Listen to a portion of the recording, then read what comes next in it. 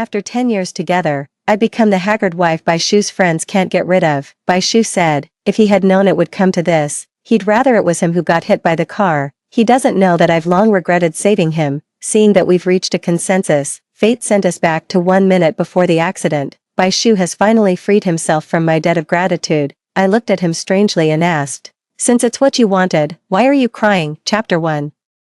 In the blink of an eye, I was back 10 years ago. I suddenly found myself looking at Bai Shu in front of me. At this moment, he doesn't yet exude the aura of a successful man. His handsome face still carries a hint of youthfulness. Neither the air of confidence nor the casual indifference was present. Just a moment ago, I was furiously beating him and his female assistant. Bai Shu was furious and shouted, "You Chuliang. If I could do it all over again, I'd rather you never saved me." Funny enough, I've been thinking the same thing. If only I hadn't saved Bai Shu back then. Does he think he's the only one who regrets it? It's rare for a couple who can't stand each other to think alike. Fate gave us a chance to start over right then and there. Bai Shu's bright eyes were fixed on me, making my heart skip a beat. Chuliang, come with me to Shenzhen, and we'll follow the traditional roles of husband and wife. Realizing I had returned to the turning point of my fate, my heart raced and my body trembled. I slowly and subtly took a few steps back. The out-of-control van came barreling toward us. This time, I chose to watch as Bai Shu was struck and sent flying. Bang!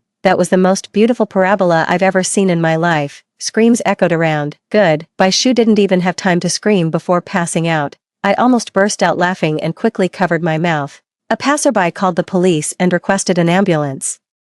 No one noticed that Bai Shu and I knew each other. Seeing me standing still, they thought I was in shock. My mouth, hidden behind my hand, kept widening, and I laughed uncontrollably, tears streaming down my face. The ambulance took Bai Shu away. The police arrived and arrested the hit-and-run driver. I know it was drunk driving. The van was brand new, bought on loan, and hadn't been insured yet. This means the perpetrator can't afford to pay. The janitor carries tools, cleaning up the bloodstains.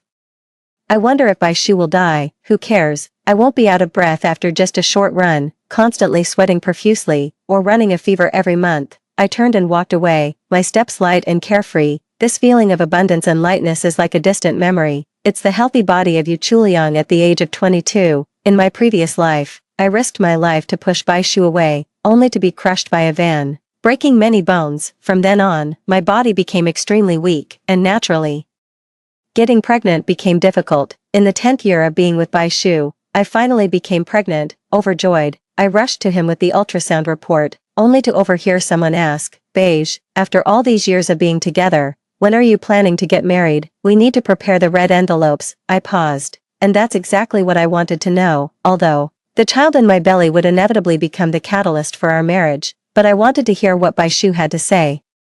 Why bring this up all of a sudden? I heard that familiar voice, tinged with frustration. Someone else said, "Brother Bai, are you sure you want to spend your life with Yu Chuliang?" Through the slightly ajar door, I saw Bai Shu pouring himself drinks in silence. My heart felt like it was being twisted. Seeing his reaction, those people grew bolder. "I've always thought Yu Chuliang wasn't good enough for you. Over 30 and already past his prime, unable to have children.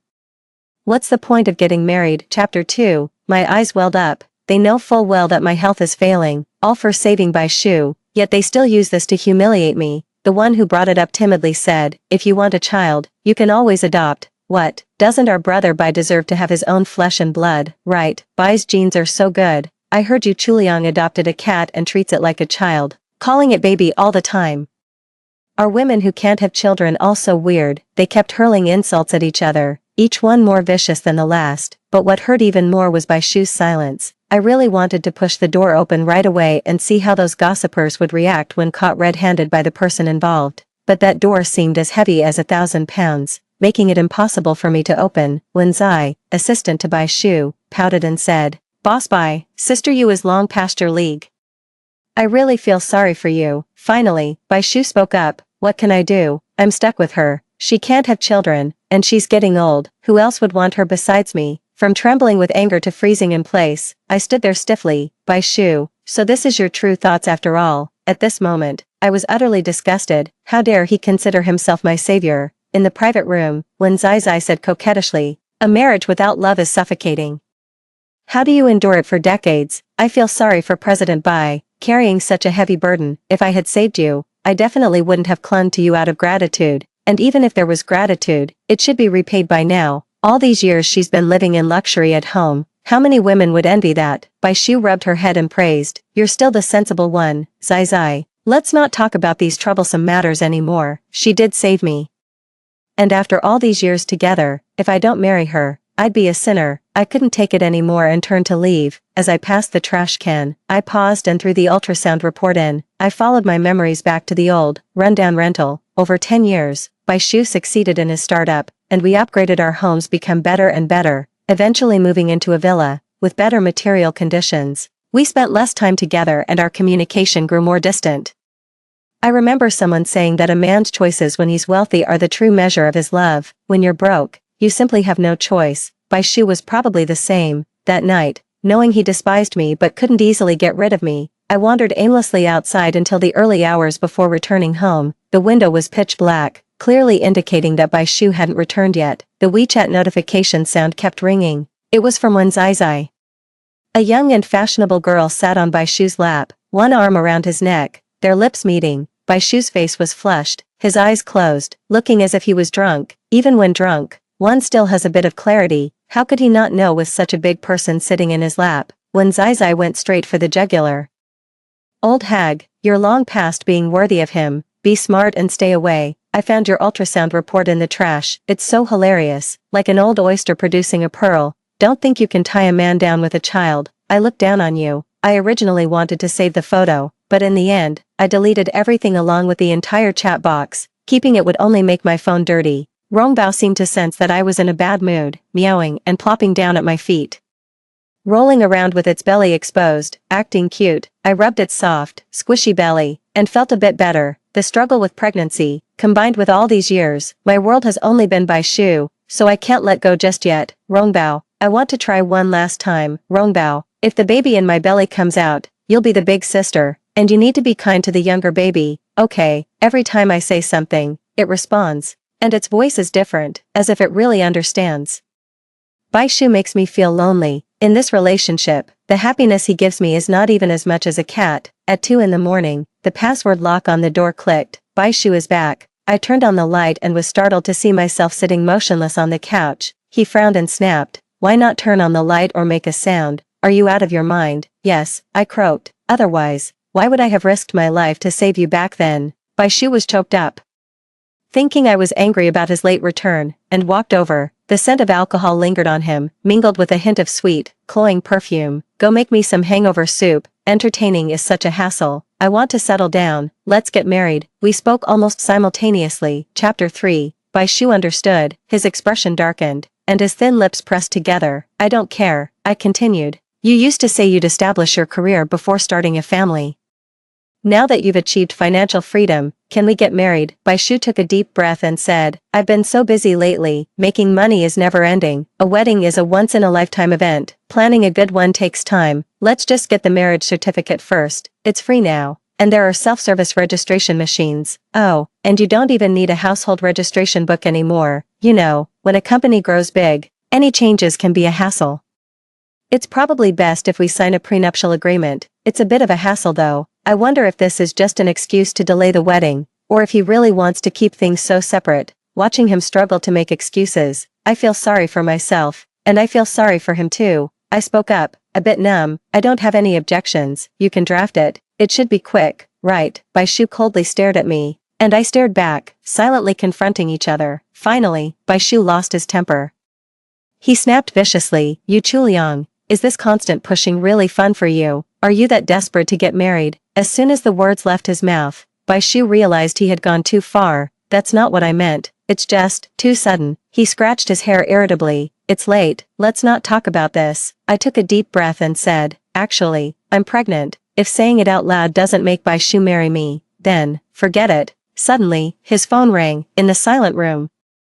I heard Wen Zai crying, "Mr. Bai, my house suddenly lost power. I'm so scared. I'm coming right now." Bai Shu's expression filled with anxiety. Turning to leave, I grabbed him. "Let me finish what I have to say. Just one sentence. What can't wait until we get back? Are you dying or something?" Bai Shu looked annoyed and pushed me away. Soon, the sound of a car starting up came from outside the door. I fell to the ground, clutching my aching stomach, and forced a bitter smile. "Why the rush? Couldn't even wait to call a driver. If you get into an accident while driving drunk, don't drag others down, just die alone. As soon as this thought crossed my mind, I was startled. It seemed like it all happened in an instant. I have absolutely no concern for Bai Shu anymore. Half an hour later, when Zai updated her WeChat moments, late night quiz, you are the best boss ever. The background was brightly lit. One photo showed her smiling and making a peace sign, her eyes full of pride. One photo shows two different hands forming a heart. I immediately recognized Bai Shu's hand. After posting on WeChat moments, when Zai privately messaged me to gloat, how does it feel to have your husband come home late at night only to be called away by another woman? I know you'll never find a man like Mr. Bai again, but do you have no self-respect? You cling on even when you're not loved. And I look down on women like you who can't live without a man. I laughed in anger. Caught up in petty female competition, accusing others while being the thief, it's clear she wanted to rise to become Bai Shu's pampered wife, knowing three and being the third. Don't tell me you think you're the leading lady. It quickly showed the other party is typing. A torrent of vile insults came pouring in, and when Zai was more broken than me, the one who got cheated on, I suddenly felt bored and blocked her. Bai Shu returned in the early hours of the morning, washed up, and quietly got into bed. His presence overwhelmed me, and I couldn't take it anymore, so I sat up. I'll sleep in the guest room. Bai Shu was startled, grabbed me, and spoke with obvious impatience. What are you making a fuss about? I'm not making a fuss. What's there to make a fuss about? I retorted. When Zai's house lost power, and she has night blindness, Bai Shu explained. It's not easy for a young girl working and living alone, so it's utterly boring.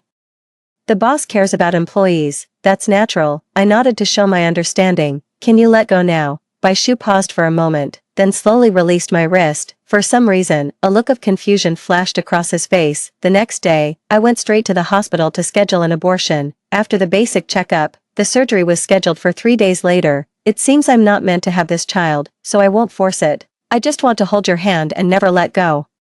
My thoughts were interrupted by the ringing of my phone. It was the hospital calling. As I was the top contact on Bai Shu's phone, I frowned, wondering how his phone was still intact after that crash and fall. I told the doctor directly that I had broken up with the phone's owner. If anything comes up, contact his family or the counselor. I don't care if people call me cold-hearted. I dumped my boyfriend right after his car accident. Gossip won't make my bank account shrink or my weight drop. So I don't need to care. I hummed a tune while tidying up, then carried a few bags of trash downstairs to throw away. A little girl in a plaid skirt skipped past me. My eyes widened, and I blurted out, "When Zai." Chapter 4. Who are you? How do you know me? She exclaimed in surprise. But I've never seen you before. Oh, I heard your classmates call you. Is there something I can help with? No, goodbye. It's unlikely we'll meet again. When Zai, still a child, looked at me with confusion. This inexplicable adult. I threw away the trash and watched her figure disappear. 10 years later, when Zai was the same age I am now, her desire to be a mistress blatant, calling me old woman to my face. The day I decided to have an abortion, I received a message from Bai Shu saying the company had landed a big deal and was having a celebration party, inviting me to join. Since I had nothing else to do, I decided to go and kill some time. Only when I arrived did I realize it was a formal event, with women in gowns and men in suits. Everyone was dressed to the nines, and I stuck out like a sore thumb in my denim jacket. Many eyes were fixed on me. Some were looking for a show, some were mocking, and some were disdainful. In the past, I would have been embarrassed and anxious, afraid of embarrassing Bai Shu. Now, it doesn't matter at all. Bai Shu saw me, first surprised, then frowned and walked over. He glanced at my bare face and casual attire, displeased, and asked, "Why are you here?" A surprise inspection. When Zai, dressed to perfection, followed with her skirt in hand, sweetly smiling and said, "Mr. Bai, I used your phone to call Sister You. I thought it was a happy occasion, so she should be informed." Bai Shu cleared his throat and said, "You should have told me earlier. I got so busy, I forgot." She pouted playfully, her eyes full of the satisfaction of outshining me. Look, even the assistant can use the boss's phone to send messages. And the boss isn't even mad. How bold, yet how intimate. Bai Shu gave a helpless smile. "Didn't you tell her to wear a formal gown?" When Zai pouted, gently shaking his arm. "I told you. I got busy and forgot. Don't blame me." "Didn't say I was blaming you." Bai Shu misunderstood me and showed no intention of apologizing. When Zai kept crossing the line, but he was used to it. When Zai said sarcastically, "Sister You look quite nice in that, very relaxed." Bai Shu frowned, not bothering to hide the disdain in his eyes. "It seems like I've done something wrong again, Mingming." He already knew I was tricked here by Wen Zizai. Chuliang, you're here, logically. You should be my date, but your outfit doesn't fit. I know, I was a bit hungry and, seeing the desserts on the long table, felt my appetite rise. You guys go ahead, I'm going to grab something to eat. Wen Zizai wanted me to embarrass myself, however, I just feel bored and uninterested. Bai Shu's frown deepened, pulling me back. I thought he didn't want me to stay here. What, did I embarrass you? Then I'll leave. Chuliang, why, aren't you angry? Why should I be angry? I'm a bit confused. Bai Shu was taken aback. As if he didn't understand what I would be angry about, I picked up a few different cakes and sat in the corner, slowly enjoying them. Actually, I don't usually like sweet things, but they taste delicious now. Probably because the baby in my belly likes them. Unfortunately, it can't truly come into this world and enjoy desserts. These years, I've been struggling to regulate my body. After much difficulty, I finally became pregnant, but the man who once held me, crying and swearing he would never betray me, is gone. I feel Bai Shu's gaze occasionally falling on me. It was clear he treated Wen Zizai differently from other employees. His expression was soft, even a bit indulgent. Wen Zizai hooked her arm around his and smiled sweetly, making it seem like she was Mr. Bai's little wife. The employees around them seemed unfazed, indicating this wasn't the first time Bai Shu and Wen Zizai had been so affectionate, yet my heart remains calm and unruffled. The place once filled with Bai Shu is now empty. Even I am surprised at how easy it is to stop loving a man. Bai Shu will no longer, nor deserves to, drain my energy, which makes me feel incredibly light. I've come to terms with it, but someone just can't let it go and keeps causing trouble. Chapter 5. Wen Zai looked triumphant and brought over a glass of orange juice. Sister Yu, why are you just sitting there eating dessert? I brought you a drink. Have some to soothe your throat. No, thanks. I refused, wondering if she had spat in it. Soon I found out she hadn't spat in it, but Wen Zizai had plenty of ways to disgust me. Sister Yu, I'm just here for work. By Mr. Bai's side, your outfit doesn't match. It's not really fitting for Mr. Bai. Please don't blame me. Okay. Wen Zizai bit her lip, looking grievance, but her eyes clearly held a challenge. Don't blame Mr. Bai. He's ignoring you because, you know, men care about their pride. After all, you're just an old hag. Oh, no. I didn't mean you're old. I'm just stating the truth. If Wen Zai wants to provoke me and see me lose my temper and start yelling, she's got the wrong idea. I remained silent, watching like I was observing a clown's performance. Wen Zizai's eyes darted around, and taking advantage of no one paying attention to her, she suddenly raised the orange juice in her hand. In the next moment, she poured it over her head, then let out a scream. Soon, the commotion attracted everyone's attention. Wen Zizai said grievously, Sister Yu, I saw you alone and kindly brought over some orange juice. Why are you like this? Bai Shu immediately scolded. You Chuliang, what's wrong with you? Apologize to Zizai right now, without even asking me, Mr. Bai. No need, I wouldn't dare ask the future president's wife to apologize to me. Wen Zizai, with red eyes, took the towel handed by someone else and sobbed while wiping the orange juice. What president's wife? It's not even close. You Chuliang. Apologize. Bai Shu won't let it go. His face, his expression, his voice, all of it makes me utterly disgusted. Fortunately, I remain cautious around Wen Zai. I had a feeling she was up to something when she came over, so I already turned on my phone's video recording. I directly projected the video I captured onto the screen in the banquet hall. Hundreds of people from the company watched Wen Zizai's clumsy performance together. The room was completely silent. Bai Shu's face turned red, then gradually paled, and she couldn't utter a single word. Wen Zizai's face contorted for a moment, grinding her teeth, as if she wanted to pounce over and bite me to death. After a moment of dead silence, someone let out a laugh, though it was unclear who. Probably couldn't hold it in any longer. Laughter is contagious, and everyone burst into laughter together. Bai Shu couldn't hold a grudge even if she wanted to. Bai Shu said to Wen Zai, this is ridiculous. But she still felt embarrassed and complained to me. Why didn't you tell me earlier? I calmly said. Let's consider Assistant Wen's performance art as a way to liven up this celebration. Look how much joy it's brought everyone. Wen Zizai clenched the towel, stepped into high heels, and walked away with a look of shame and indignation. Why not go after her? I think she needs comfort. I asked indifferently. Chu Liang, something's off with you, Bai Shu said, not even glancing at Wen Zizai, but instead grabbing me. So you want to see me make a scene? Bai Shu pursed his lips and frowned. Not really. He doesn't understand, but I suddenly do. If I get jealous, Bai Shu would definitely side with Wen Zai and tell me to stop making a fuss. Fine, I stay quiet and indifferent. and then he's puzzled. Would it turn him on if two women fought over him? Men, so funny. An employee asked Bai Shu to come over and draw lots for everyone. Bai Shu said, stay here, and we'll go home together after it's over, taking advantage of everyone's attention being drawn to the raffle on stage. I slipped out of the banquet hall to get some fresh air. When Zai came up to me again, saying she wanted to chat, it all boiled down to the same old blame-shifting rhetoric, repeated over and over. I was thoroughly fed up and took out my phone to check the time. Are you recording? When Zai looked like she was facing a formidable enemy. Shinjin, you should go to the psychiatrist for a checkup when you have time. It's not good if you don't even know if you're sick. She suddenly became furious and tried to grab my phone, in the midst of our scuffle. We reached the edge of the stairs. Old hag, I'm warning you, don't even think about tying Mr. Bai down with a child. Suddenly, when Zai yanked me down, seeing her eyes darting around and her fierce push towards me, I knew she had ulterior motives. It turns out she was plotting to make me miscarry. I dodged quickly and instinctively elbowed her. Ah, woo. When Zai fell down the stairs, this time, the screams and cries were real. I sneered. Do you think you're something? Even if I don't want this child, it's my decision to make. Who do you think you are? Bai Shu arrived, his face suddenly turning grim. What's going on? When Zai cried, I know Sister Yu is angry with me. If pushing me down the stairs can make her feel better, I'll endure it. Mr. Bai, don't call the police, I'm fine. Bai Shu's face was cold as he accused me of being vicious. Yu Chuliang, how could you have turned out like this? I said impatiently, like what?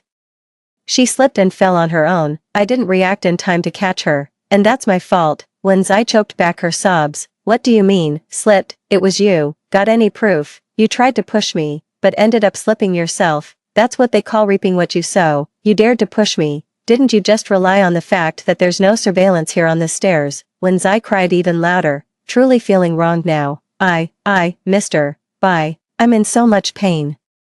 Bai Shu picked up Wen Zai and said anxiously, I'll take you to the hospital first, Mr. Bai, please don't call the police, it'll only make things worse. Okay, but Zai, you don't have to be so understanding. When Zai's face twisted instantly, I rolled my eyes. Didn't you realize they were reminding you to call the police? I smiled and waved to the crowd watching the spectacle. Make way, don't block the path. You go press the elevator button, you call the ambulance. Don't just stand there. Someone suddenly woke up and decided to take over when Zai. I slapped that person's hand and said, Mr. Bai is considerate of his subordinates. Why are you meddling? Bai Shu hesitated, wanting to put the person down, when Zai clung tightly to his neck, crying out in pain. The victory banquet ended early due to this interlude. I watched Bai Shu drive Wen Zai to the hospital, even waving cheerfully. Honey, come back early, or don't come back at all. Bai Shu held his breath, turning his face pale. Not long after I got home, he came back too. So early, I was steaming chicken breast for Rongbao, and my surprise wasn't feigned. I thought he would stay with Wen Zai in the hospital, or see her home and stay up all night guarding her. Bai Shu threw his suit jacket onto the sofa and said, what's with the passive-aggressive tone? After all, you two are the kind of friends who rush over even when the power goes out at midnight. Isn't it natural for me to think that way? Are you ever going to stop? Every word you say is laced with sarcasm. He frowned even more deeply. You pushed her, yet you don't even ask how badly she's hurt. If she were seriously injured, you'd still be at the hospital. How could you have the heart to come back here and accuse me? What if you fall heavily, or even die? Can you live with that? That's a human life. Is Wen Zai trying to harm the life in my womb? But I don't plan to tell Bai Shu. She pushed me first, so I retaliated. Indeed, Bai Shu didn't believe it. Wen Zai said she wouldn't call the police, so there's no need to frame her. I lost interest in talking to him and fell silent. Bai Shu thought I had nothing to say and actually said, she's still in the hospital, staying overnight for observation. Go buy some gifts and come with me to the hospital to apologize later. I picked up my phone. I think we should call the police. Without surveillance, why should Wen Zai have the final say? The next second, the phone was snatched away and bang, it hit the ground, shattered into pieces. Meow Wolf Rongbao's fur stood on end in fright, and it darted around in panic. I hurried to chase after it, wanting to hold it. Rongbao, don't be afraid, it's okay, come to mommy here. Not sure what set Bai Shu off again, but he snapped, you Chuliang, you're truly a pervert. You treat people worse than you treat your cat. I really doubt that I mean less to you than this cat. Rongbao wouldn't leave me in the middle of the night to go play with other cats. I held Rongbao in my arms to comfort him and sincerely asked, Bai Shu, how can you compare? Chapter 7. How many times do I have to say it? There's nothing between me and Wen Zai. Bai Shu growled, Yu Chu Liang, can you stop being so petty? Repeating it over and over again is just boring. Rongbao wouldn't secretly conspire with other cats or badmouth me behind my back. If anyone tries to attack me, Rongbao will charge forward to fight. Back when Rongbao was still wandering outside, we encountered a dog barking furiously at me. Even though Rongbao was scared and fur stood on end, it still bravely stood in front of me and chased the dog away. Bai Shu's eyes flickered. I have no idea what you're talking about. You're really obsessed with that cat. I focused on petting Rongbao. Too lazy to watch his act, he acts. And then he blames others. In this aspect, he and Wenzai are quite similar. I know you understood, but there's no need to feel guilty. I don't care anymore. Bai Shu gasped a few times, not knowing what madness had struck him, suddenly reaching out to grab Rongbao. It's because you're keeping that cat that you can't have a child, no more. Get rid of it right now. Rongbao, scared again, let out a wail and struggled to jump away, darting around the room like a headless fly. I've never been so furious before, hitting and kicking Bai Shu until I kicked him out of the house and locked the door. Bai Shu, I'm breaking up with you, get out. Bai Shu was outside banging on the door, shouting, You Chuliang, take that back. I'll pretend I never heard it. Strange. It was his idea for me to initiate the breakup, and now that I've done as he wished, shouldn't he be setting off firecrackers? The noise outside gradually subsided. Bai Shu left, and I don't care where he ends up. I started packing my things. There are also Rongbao's belongings. At this moment, Rongbao slowly walked out, his eyes still filled with fear. Seeing me packing, he got anxious and kept barking around me. It seemed to think I was going to leave it behind. Rongbao, we're moving. We might not have such a big space anymore. Do you think you'll get used to it, leaving Bai Shu? I can't afford such a big house, but the love I give to Rongbao will only increase, not decrease. Don't be afraid, you'll always be with me. Rongbao seemed to understand and stopped being restless, instead rubbing his head against me. I stayed up all night erasing any traces of myself from this house. Then I went looking for rental apartments during the day, although I couldn't afford to buy a house. I had plenty for rent, so I quickly found a satisfactory apartment. The landlord also keeps pets, so he readily agreed to let me have a cat. I was in high spirits, humming a tune as I walked back. From afar, I saw a van with a moving company logo parked in front of the villa, but I didn't call for a van. As I approached, I saw the front door of my house wide open. Bai Shu, you. I told him to close the door behind him to prevent Rongbao from running out. I stormed over in a rage.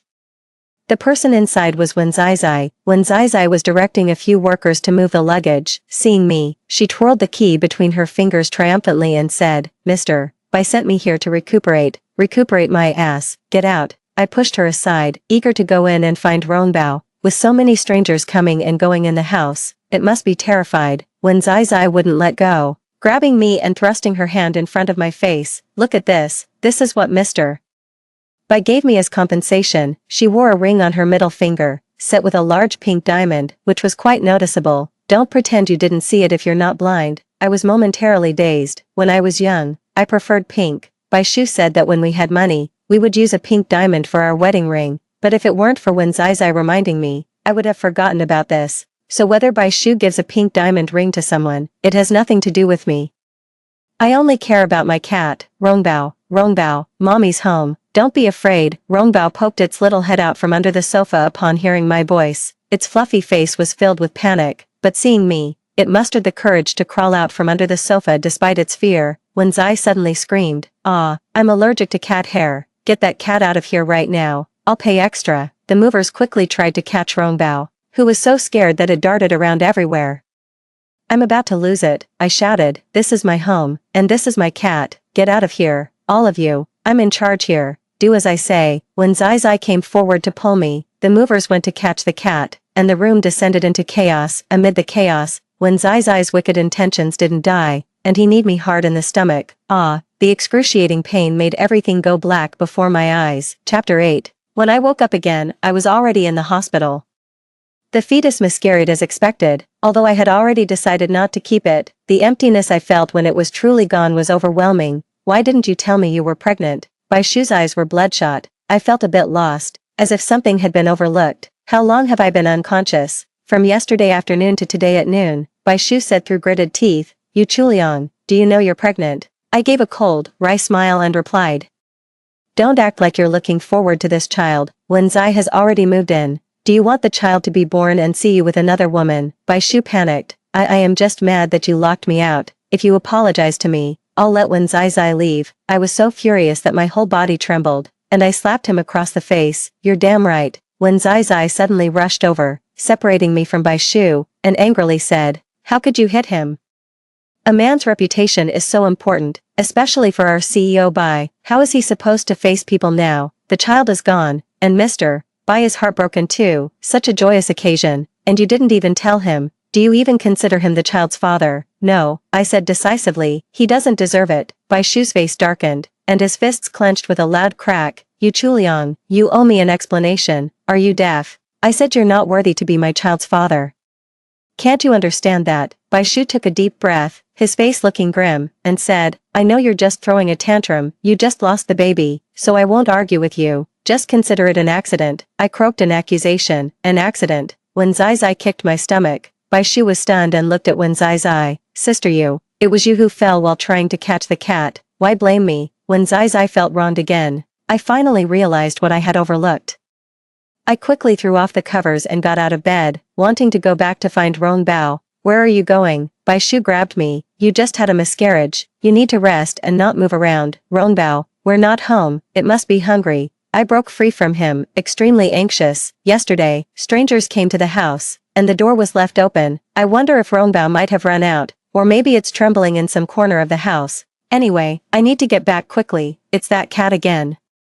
I've had enough. Bai Shu still blocked my way, unable to hold back any longer. You Chuliang, I feel like you care more about that cat than our child. When Zai Zai exclaimed, Sister, even if you treat the cat like a child, there should be a limit. Now, the cat has caused you to lose your real child, and you're still thinking about that beast. Nonsense, you don't know, but there's a surveillance camera in that room. I was really fed up with this drama queen. So I turned to Bai Shu and said, you can watch the playback yourself. When Zai Zai's face showed a flicker of guilt as she stammered an explanation to Bai Shu, I might have accidentally bumped into Sister Yu's stomach during our scuffle. Her tears came on instantly, and her sobs grew louder. I didn't mean to. I'm so timid. How could I possibly harm Mr. Bai's child? To think she was still putting on such a relentless performance, even after all that. You won't shed a tear until you see the coffin. You might as well try to argue your way out in front of the police officer. Finally, when Zai Zai turned pale with fear, just then, my phone rang, and I answered it instinctively. Ms. Yu Chuliang, you had an appointment for an abortion today.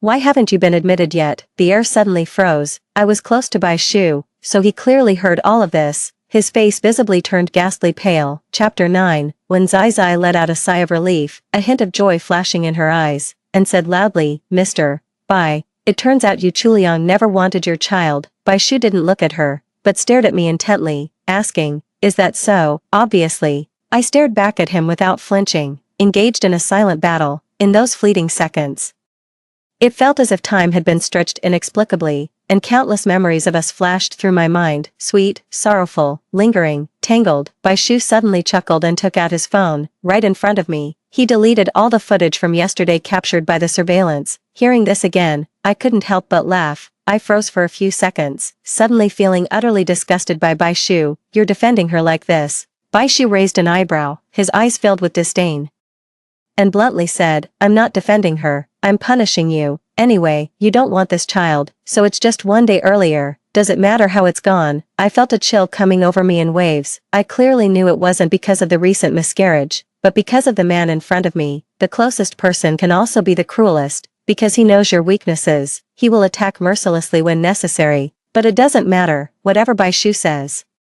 It's no better than a dog's bark to me. If someone who wants to commit suicide is killed by another person, does the killer bear no responsibility? Even if you delete it, I will still report it. Boss Bai, look at her. When Zai Zai stomped her foot and cooed as she leaned towards Bai Shu, I impatiently shoved the obstructing couple out of the way. Get lost. I went back and couldn't find Ron Bao, so I took its photo and went out to ask people. The cleaner from the neighborhood said, is this your cat? It ran around and got hit by a car. I buried it. Are you sure it's it? You didn't mistake it? My heart felt like it was being gripped by an invisible hand, and I was utterly devastated. It's definitely this one. Fat, with a black spot here by its mouth, like a big mole. I staggered, nearly losing my balance. This was a distinctive feature of Rongbao, and I used to joke that it had a matchmaker's mole. The cleaner took me to the place where Rongbao was buried, trembling.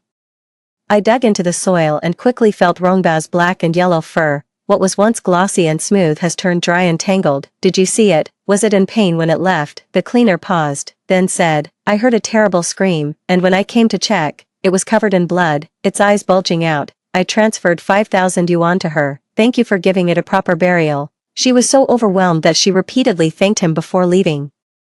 I couldn't hold back any longer and burst into tears. Rongbao, I'm sorry, I should have taken you away sooner, to our safe little home just for the two of us. I slowly packed Rongbao's food and toys, as if it were still alive and could soon join me in the new home. Bai Shu arrived with Wenzai, and upon learning that Rongbao was gone, he said irritably, come on, it's just a stray cat, is it really that big of a deal? Wenzai said, Sister Yu is crying so hard her eyes are swollen.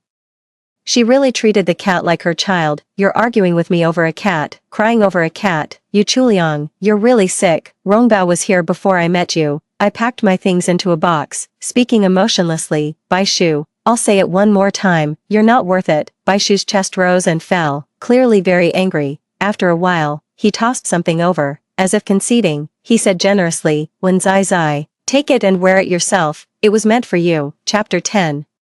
It was that pink diamond ring. I was stunned. What was he doing? Isn't this what you've always wanted? Before I changed my mind, I give you permission to tie me down. I was continuously shocked. Then I laughed. Well, it was a laugh of frustration, when Zai said with a hint of jealousy, Mr. Bai, look, Sister Yu is so overjoyed by your proposal that she's lost in her happiness. Oh, I'll give you a cat as a wedding gift. How about a ragdoll? A munchkin is also adorable.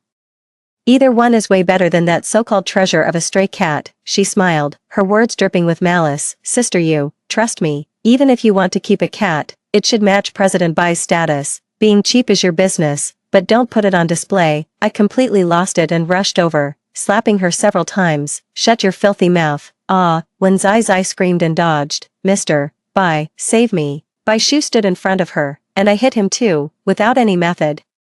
Just wildly venting. I think you've really gone mad. He grabbed my wrist and yanked me back. Yu Chuliang, if I could do it all over again, I'd rather you never saved me. Bai Shu pulled Wenzai away without looking back. He didn't notice I hit the back of my head on the corner of the table. In that moment of unconsciousness, the last thought that flashed through my mind was that it would have been better if I hadn't saved Bai Shu. Did he think he was the only one who regretted it? When I received the hospital call again, I had already packed up, found a rental, and moved in, further cutting ties with Bai Shu. The hospital said that Bai Shu woke up, was utterly devastated, and kept screaming to see me. The counselor asked, puzzled, Yu Chuliang, I remember you and Bai Shu were dating. Why didn't you show up after his car accident? Could it be that you saw Bai Shu had his leg amputated and decided to leave him? Is that even possible? What did you say?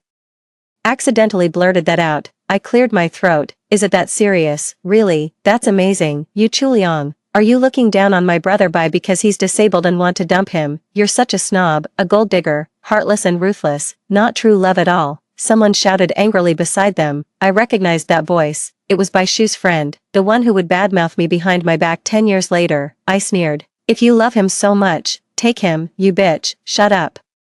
Don't you dare insult her. Bai Shu shouted from the other side. She doesn't want you anymore, yet you're still defending her. Give me the phone. Bai Shu asked tearfully. Have you come back too? As soon as these words were spoken, I wanted to count out to heaven. Thinking his girlfriend had abandoned him because of his disability, he was relieved not to have the burden of her being his savior, and took the blame for the car accident himself, which is crueler. I wondered, why are you crying? Isn't this what you wanted? Although we returned to 10 years ago together, but our last argument happened not long ago. If I could do it all over again, I'd rather you hadn't saved me. Those words still echo in my ears. Bai Shu was crying hysterically, repeatedly calling out my name, Chuliang, Chuliang, reborn. Apart from avoiding the car accident and letting our fates return to their rightful paths, there's one very important thing I need to do, that is, to find Rongbao again. I clearly remember the day and place where I met Rongbao. Then I eagerly waited, ready to seize the opportunity when the time came. During this period, Bai Shu didn't bother me again, probably because he has some pride. By the day I first met Rongbao, half a year had passed since my rebirth. I nervously waited, fearing the butterfly effect. Fortunately, Rongbao really appeared. It was still a kitten, thin and with dull fur that was noticeable to the eye. Although it had become independent at a young age, it was far from naive and had a very cautious personality. It took me a while to kidnap it back. After getting home, Rongbao hid everywhere, and it took a week to fully adjust. This time, for some reason, Rongbao came running over meowing before I even took out the cat treats, and it affectionately rubbed against my leg. Rongbao, have you come back too? Meow meow meow. I suppressed my excitement and cautiously walked away. Rongbao's meows grew anxious, following me, even running ahead, and suddenly lay down, exposing his belly in a playful gesture. Rongbao, I'm sorry, I was overjoyed, picked him up, and hugged him tightly. I found my precious treasure again. I was carrying Rongbao to the pet hospital when I unexpectedly ran into Bai Shu, Chuliang. Bai Shu was leaning on a cane, his cheeks sunken and his face haggard. The trench coat felt a bit loose on me. He saw the cat in my arms, paused for a moment, then gave a wry smile. You found Rongbao. I pretended not to recognize him and quickly walked past him. Chuliang, I was wrong. I regret it. Please look at me. I beg you. Don't ignore me. Oh dear, how pitiful, the onlookers gasped.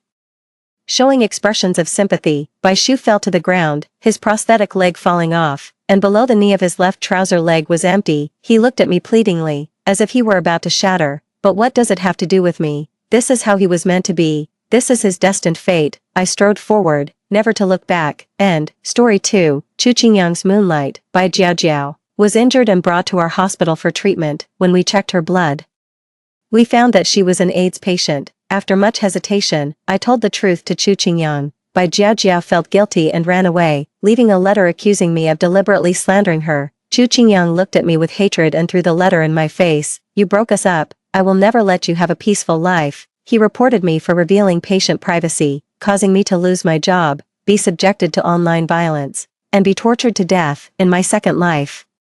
I did not tell Chu Qingyang the truth. AIDS, what is it to a pure love warrior? When I was reborn, I was clutching Bai Jiao's blood test report. My childhood neighbor, Chu Qingyang, stood in front of me, urging in an unfriendly tone, Lin, hurry up and speak. How is Jiao's leg? My hand holding the report trembled slightly. It's not that Bai Jiao's leg injury was so serious, but rather that she was infected with AIDS. Bai Jiao is outspoken, charming, and has many ambiguous relationships with men, which has given her a bad reputation among classmates. Right now, she's just tired of playing and has come back to find Chu Qingyang, this unlucky fool, to take over. In my last life, I hesitated for a long time while holding this examination sheet, and in the end, I couldn't bear to watch Chu Qingyang ruin his life and told him that Bai Jiao had a serious infectious disease.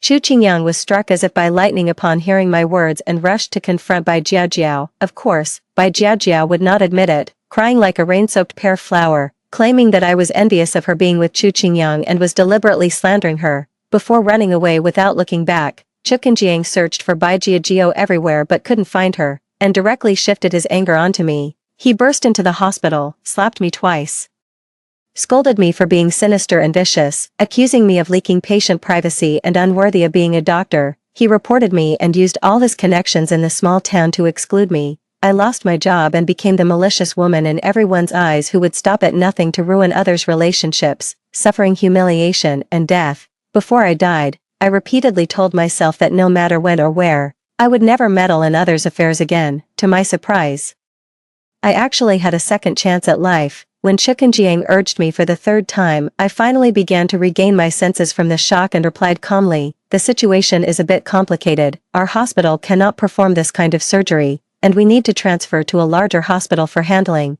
In this lifetime, I will not be foolish enough to interfere in the karma of others. Upon hearing this, Chu Qingyang's expression became even more displeased, his already sharp tone growing even sharper. If you couldn't treat it, you should have said so earlier. You've made us waste so much time with your poor skills. I don't understand how you became a doctor. Looking at Chu Qingyang's condescending face, I felt disgusted and replied indifferently, there's no need for you to worry about this. Just hurry up and go. There are other patients waiting. Humph. It's not like I want to see you. Mediocre doctor. Chu Qingyang let out a cold snort, turned around without looking back, and slammed the door as he left. Watching him leave, I felt inexplicably even more disgusted, because he performed better than me in studies. Chu Qingyang has looked down on me since we were young, often speaking harshly. Once he learned that I applied to medical school, he mocked me even more. With your dull appearance, you think you can be a doctor, you're thinking too much. At that time, I just thought he was outspoken and meant no harm. Looking back now,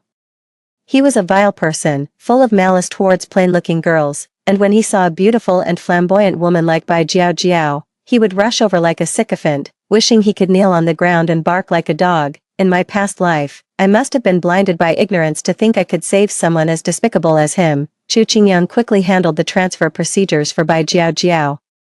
Watching this pair of cursed souls leave, I finally breathed a sigh of relief. The doctors in the department all knew that Bai Jiao had AIDS. Some couldn't help but sympathetically remark, "This young man is also pitiful, kept in the dark all along." For a moment, I really wanted to tell him the truth. The national law stipulates that this belongs to patient privacy. Not even during a marriage check can one disclose this information to their partner, let alone just staying in the hospital. I sighed softly and advised, "We should just do our jobs well and not gamble our careers on other people's consciences." In my previous life at medical school, the professor said that the biggest taboo for a doctor is to empathize too much with patients, otherwise, troubles will emerge endlessly. At that time, I couldn't understand it, but today I clearly understand through a lifetime of tragedy. In this life, I have not meddled too much. I hope Chu Qingyang and Bai Jiao can live happily together. Larger hospitals have more experience dealing with special cases. Bai Jiao's leg surgery was successfully completed, and she was taken back home by Chu Qingyang for careful nursing. That morning, after finishing my night shift and heading home, I ran into Chu Qingyang returning from grocery shopping at the entrance of the neighborhood. He was carrying a full load of vegetables and fruits in both hands. Looking down at me with a sneer that was clearly evident, Lin, I told you that your shabby hospital's medical skills are poor, right? You can't even handle a minor fracture surgery. You might as well sell roasted sweet potatoes on the street. In my previous life, every time I heard Chu Qingyang's ridicule, I would feel very upset, and sometimes I would secretly cry at home. But now, I didn't say anything, just bypassed him and continued walking forward. What did that sentence say again?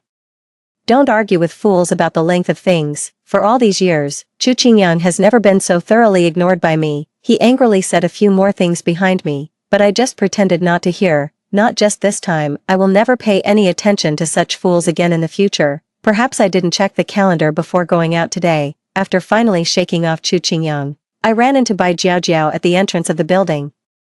Bai Jiao came out of the elevator leaning on her crutch. She paused for a moment when she saw me. I originally didn't want to pay attention to Bai Jiao, but just as I was about to pass by her, she called out to me, Lin, you already know, right? Bai Jiao's HIV did not just recently develop. Naturally, she wouldn't think, like that fool Chu Qingyang, that our hospital's medical skills are inadequate for her surgery. Know what? I glanced back at Bai Jiao and said lightly, "Your business has nothing to do with me. It better be." Bai Jiao's enchanting face lost a bit of color due to her guilt, but she soon huffed coldly with righteous indignation. "I warn you not to meddle in other people's affairs. It's illegal for doctors to casually disclose patient privacy. If you dare to tell Chu Qingyang, I'll make sure you lose your job. Instead of threatening me, you might as well think about how to treat the illness." I ignored Bai Jiao, ready to press the elevator button to go upstairs, when I suddenly heard her scream from behind, Jiao. Chu Qingyang threw down the vegetables in his hand and rushed over to hug Bai Jiao,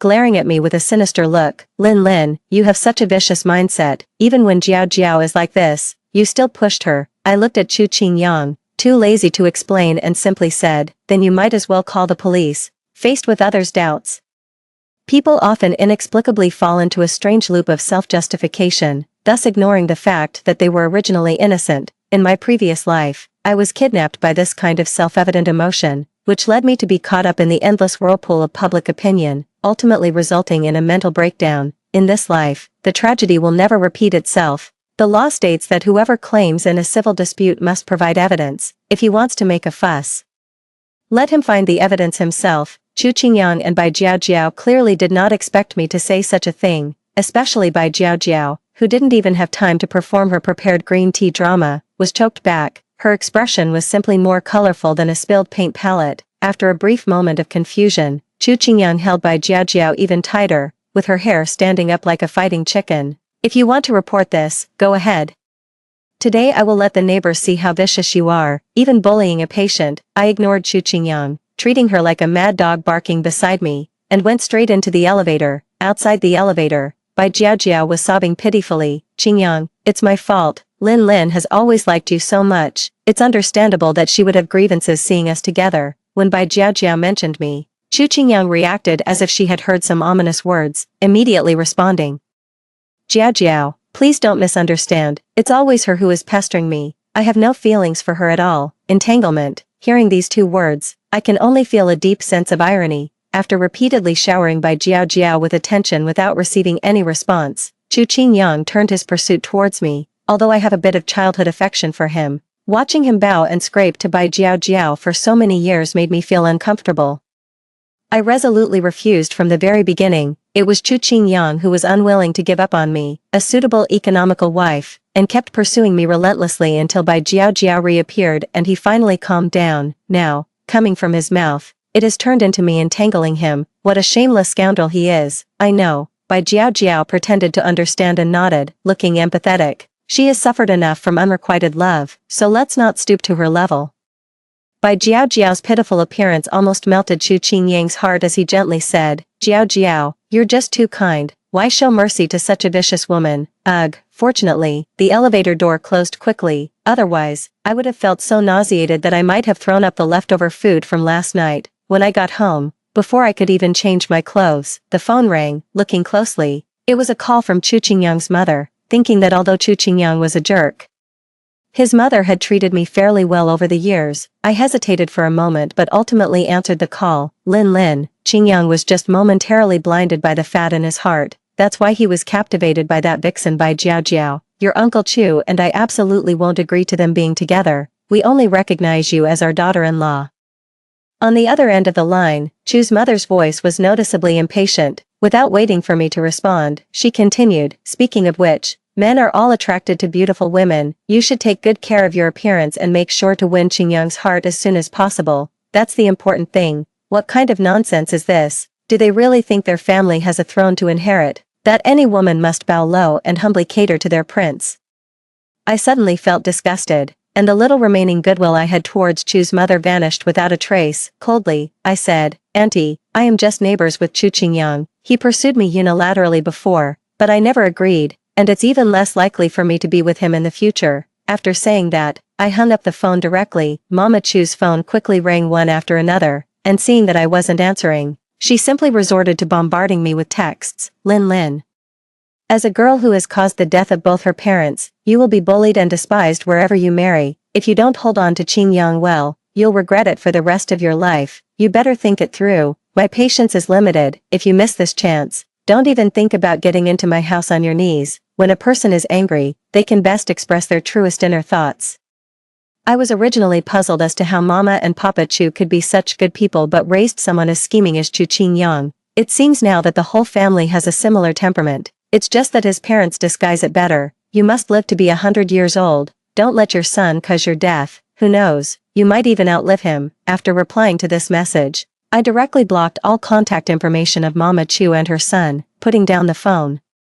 I sat on the sofa and let out a long sigh. This house was left to me by my late parents. Although it's not big, its location is convenient, making commuting very easy. Unfortunately, Chu Qingyang and Bai Jiao live next door, and the parents of Chu also live in the same community. If I continue to live here, I'll have to see this family every day. Bai Jiao was able to take advantage of Chu Qingyang, who was infatuated with her. Who knows if she might try to take advantage of me? The one who knows the truth. Although the transmission routes of AIDS are not many, there's no such thing as a 1,000-day guard against thieves. To prevent any misfortune, it's better to move out as soon as possible. These two will definitely not end up well if they keep getting involved with each other. I don't even need to take revenge. I just want to stay as far away from them as possible for the rest of my life. I decided to act immediately. Contacted a real estate agent to list the house for sale, and also looked at nearby communities online, thinking about using the proceeds from selling the house to cover my current savings and move into a bigger and more comfortable house. While I was busy looking for a new house, Chu Qingyang was also busy. He kept posting love videos with Bai Jiao on his social media, as if he wanted everyone to know that he had finally won the goddess of his past. To erase the shame of being a dog for several years in school, he even paid for the class reunion himself, inviting all the classmates to witness their great love. The class group is like a small society. No matter what people think in their hearts, at the gathering, they can't help but offer their compliments, raising their glasses to celebrate Chu Qingyang's success in winning the love of the girl he had been chasing for years, greatly satisfying Chu Qingyang's vanity. Some of my acquaintances privately mentioned this matter, and they couldn't help but feel indignant. Chu Qingyang is really shameful. He chased after Bai Jiao for so long and she never responded. but now he just moves his finger and quickly gets close to her. Exactly. I heard that Bai Jiajiao has been mingling outside for years. She must have been played enough and has come back to Chua Qingyang to take over. What does taking over mean? I'm just worried about bringing back some messy diseases. I was waiting for this sentence, seizing the opportunity to make a hesitant expression, but in the end, I only advised, we should not get involved in their affairs, since our paths are different. If they invite you out to eat in the future, try not to go. I could only say this much. As for any implied meanings, they would have to figure it out themselves. It proves that being low-key is always better, once it gets too high profile. It's easy to have problems. 2 months later, Chua Qingyang spent a fortune to hold a grand proposal ceremony, making Bai Jiajiao the heroine of his fairy tale. At such a happy moment, Bai Jiajiao naturally couldn't be idle and specifically came to show off to me. Lin Lin, you are really pitiful. The person you loved for so many years was unattainable, but with just a little sign from me, he is completely devoted, proving that a woman's looks and figure are the most important. Nothing else matters, just like you said. Why didn't you dare to tell Chu Qingyang about your illness? I looked at Bai Jiajiao with a half-smile, my words carrying an unmistakable tone of provocation. Why just brag to me? It's not enough. You should celebrate with everyone to show off your charm. Bai Jiajiao has never been someone who stays in one place. She's most skilled at self-destruction. I had already expected her to come and brag to me, and this response was also pre-prepared. After being mocked by me, she would definitely feel more and more resentful, and it's very likely she would post on social media to show off. Of course, she could also choose not to do so. Whether she would quietly harm Chu Qingyang or push herself into an irreversible situation depends entirely on her. Last time, wasn't she firm in her claim that I was slandering her? If this blows up this time, I'd like to see how she would prove her innocence. Bai Jiajiao was indeed someone who couldn't keep her composure. That same day, she opened a secondary account, posting in a tone that was both smug and arrogant. I'd dated more than 30 boyfriends, had about 7 abortions, and got infected with a severe infectious disease. He doesn't know anything, loves me so much that he even gave me 200,000 yuan as a dowry. Do you think that's annoying? Bai Jiajiao's shameless remarks quickly caused a huge stir online.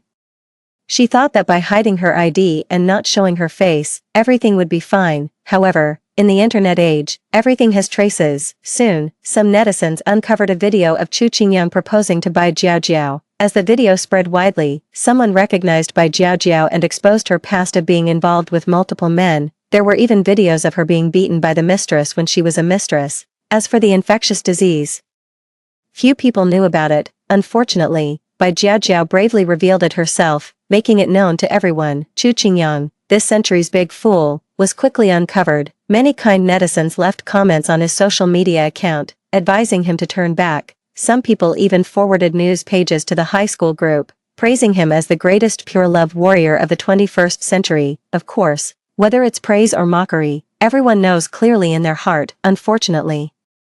Chu Qingyang is really not worthy of the title of the pure love warrior. After learning the truth, he immediately broke up with Bai Jiajiao, slapped her several times, and kicked her out of the house. I silently shook my head. The so-called iron heart of a man is actually so fragile. I don't know who said it, that no matter what happens, one will always love Bai Jiajiao. Promises are indeed the cheapest thing in the world. Only I have the time to reflect, but the person involved, Chu Qingyang, didn't even remember his loyal love, and had already run to the hospital in a panic for tests. The different physiological characteristics between men and women determine that the probability of AIDS being transmitted from a woman to a man is much lower than from a man to a woman. Chu Qingyang had been inseparable from Bai Jiajia these days, and had fortunately not been infected. However, this result did not allow him to rest easy.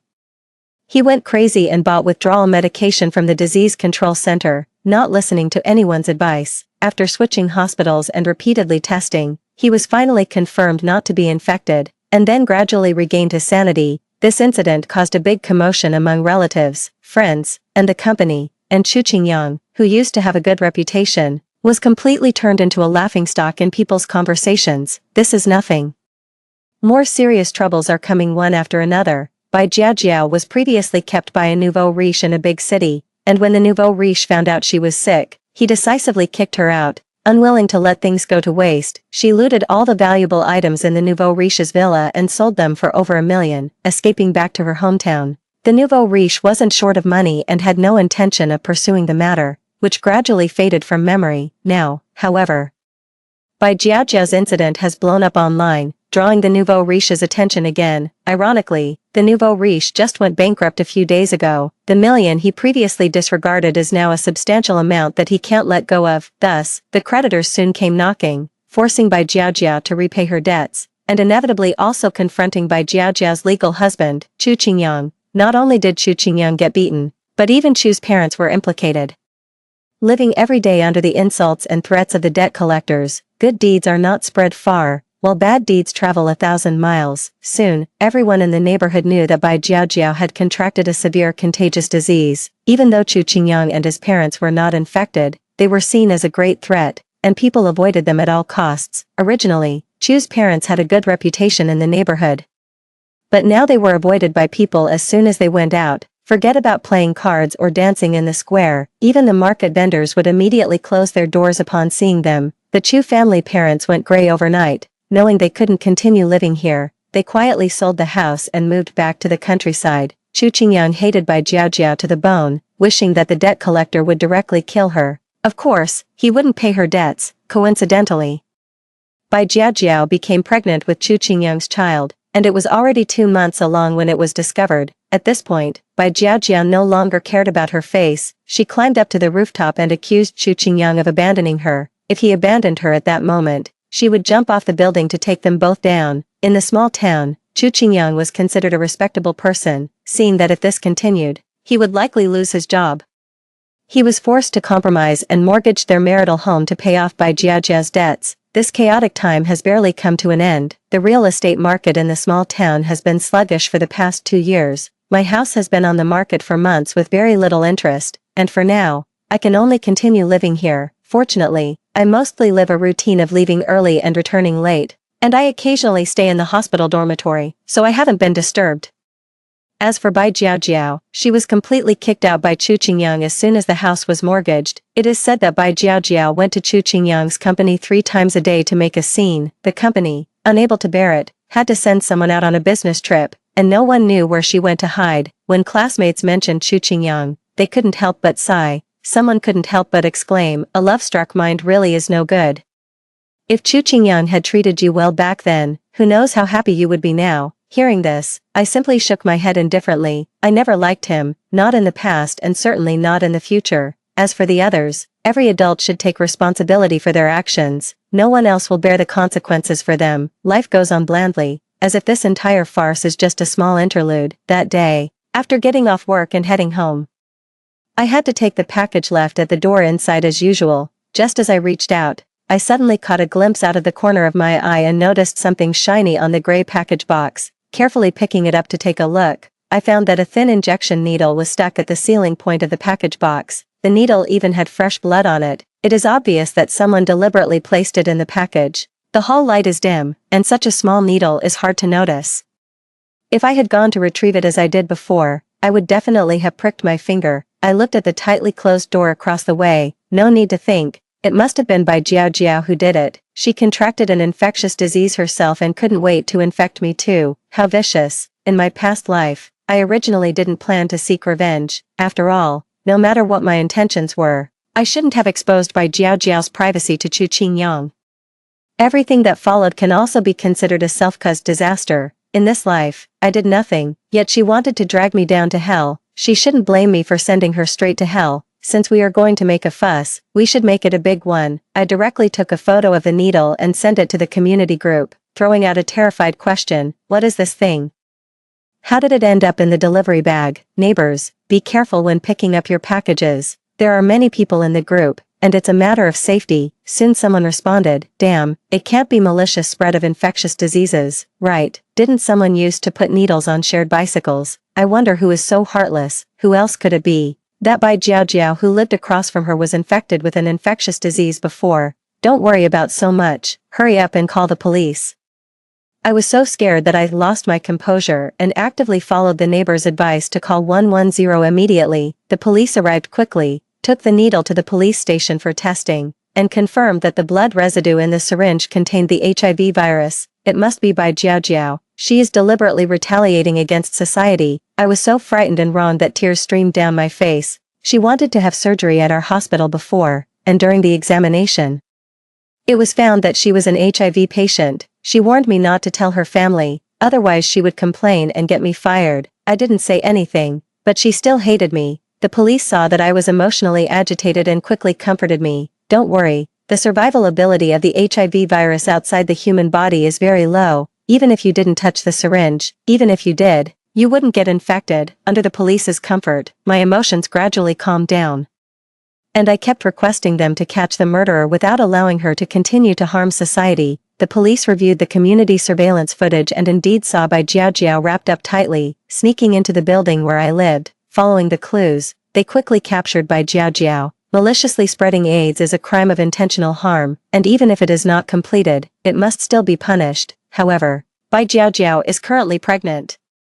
And as soon as she arrived at the police station, she claimed to feel unwell and was urgently sent to the hospital, where she was diagnosed with signs of a threatened miscarriage and needed to be hospitalized for bed rest. The final result was merely a reprimand, and everything would be dealt with after she gave birth to the child. I have no objections to this outcome, because I have already found a suitable buyer for my house. The transaction went smoothly, and I was able to buy the house I liked and move into a new home. Given Bai Jiajiao's temperament, she will definitely not stay quiet, but she can no longer threaten me. She can only endlessly entangle Chu Qingyang. Thinking about this scene, I feel exhilarated. After moving, I thought I would never see Chu Qingyang and Bai Jiao again in this lifetime, but unexpectedly, not long after, I encountered these two again in the hospital corridor. At this moment, Bai Jiao's belly had already bulged.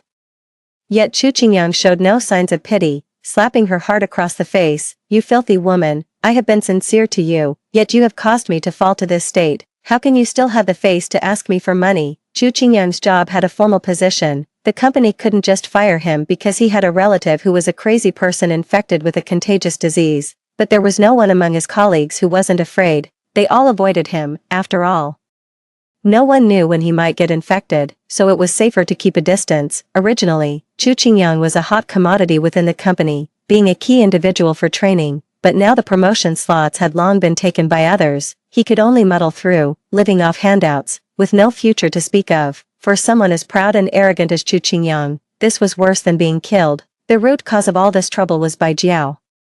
The fact that Chu Qingyang hadn't killed Bai Jiao was already a sign of his emotional stability. How could he possibly be nice to her? Bai Jiajiao was absolutely not willing to back down, and spat a mouthful of saliva on Chu Qingyang's face. What kind of bullshit sincerity is this? Isn't it just greed for my beauty? If I just beckon with my finger, you come over like a lovesick dog. If I had no issues, how could I possibly fall for you? Lies are not terrifying.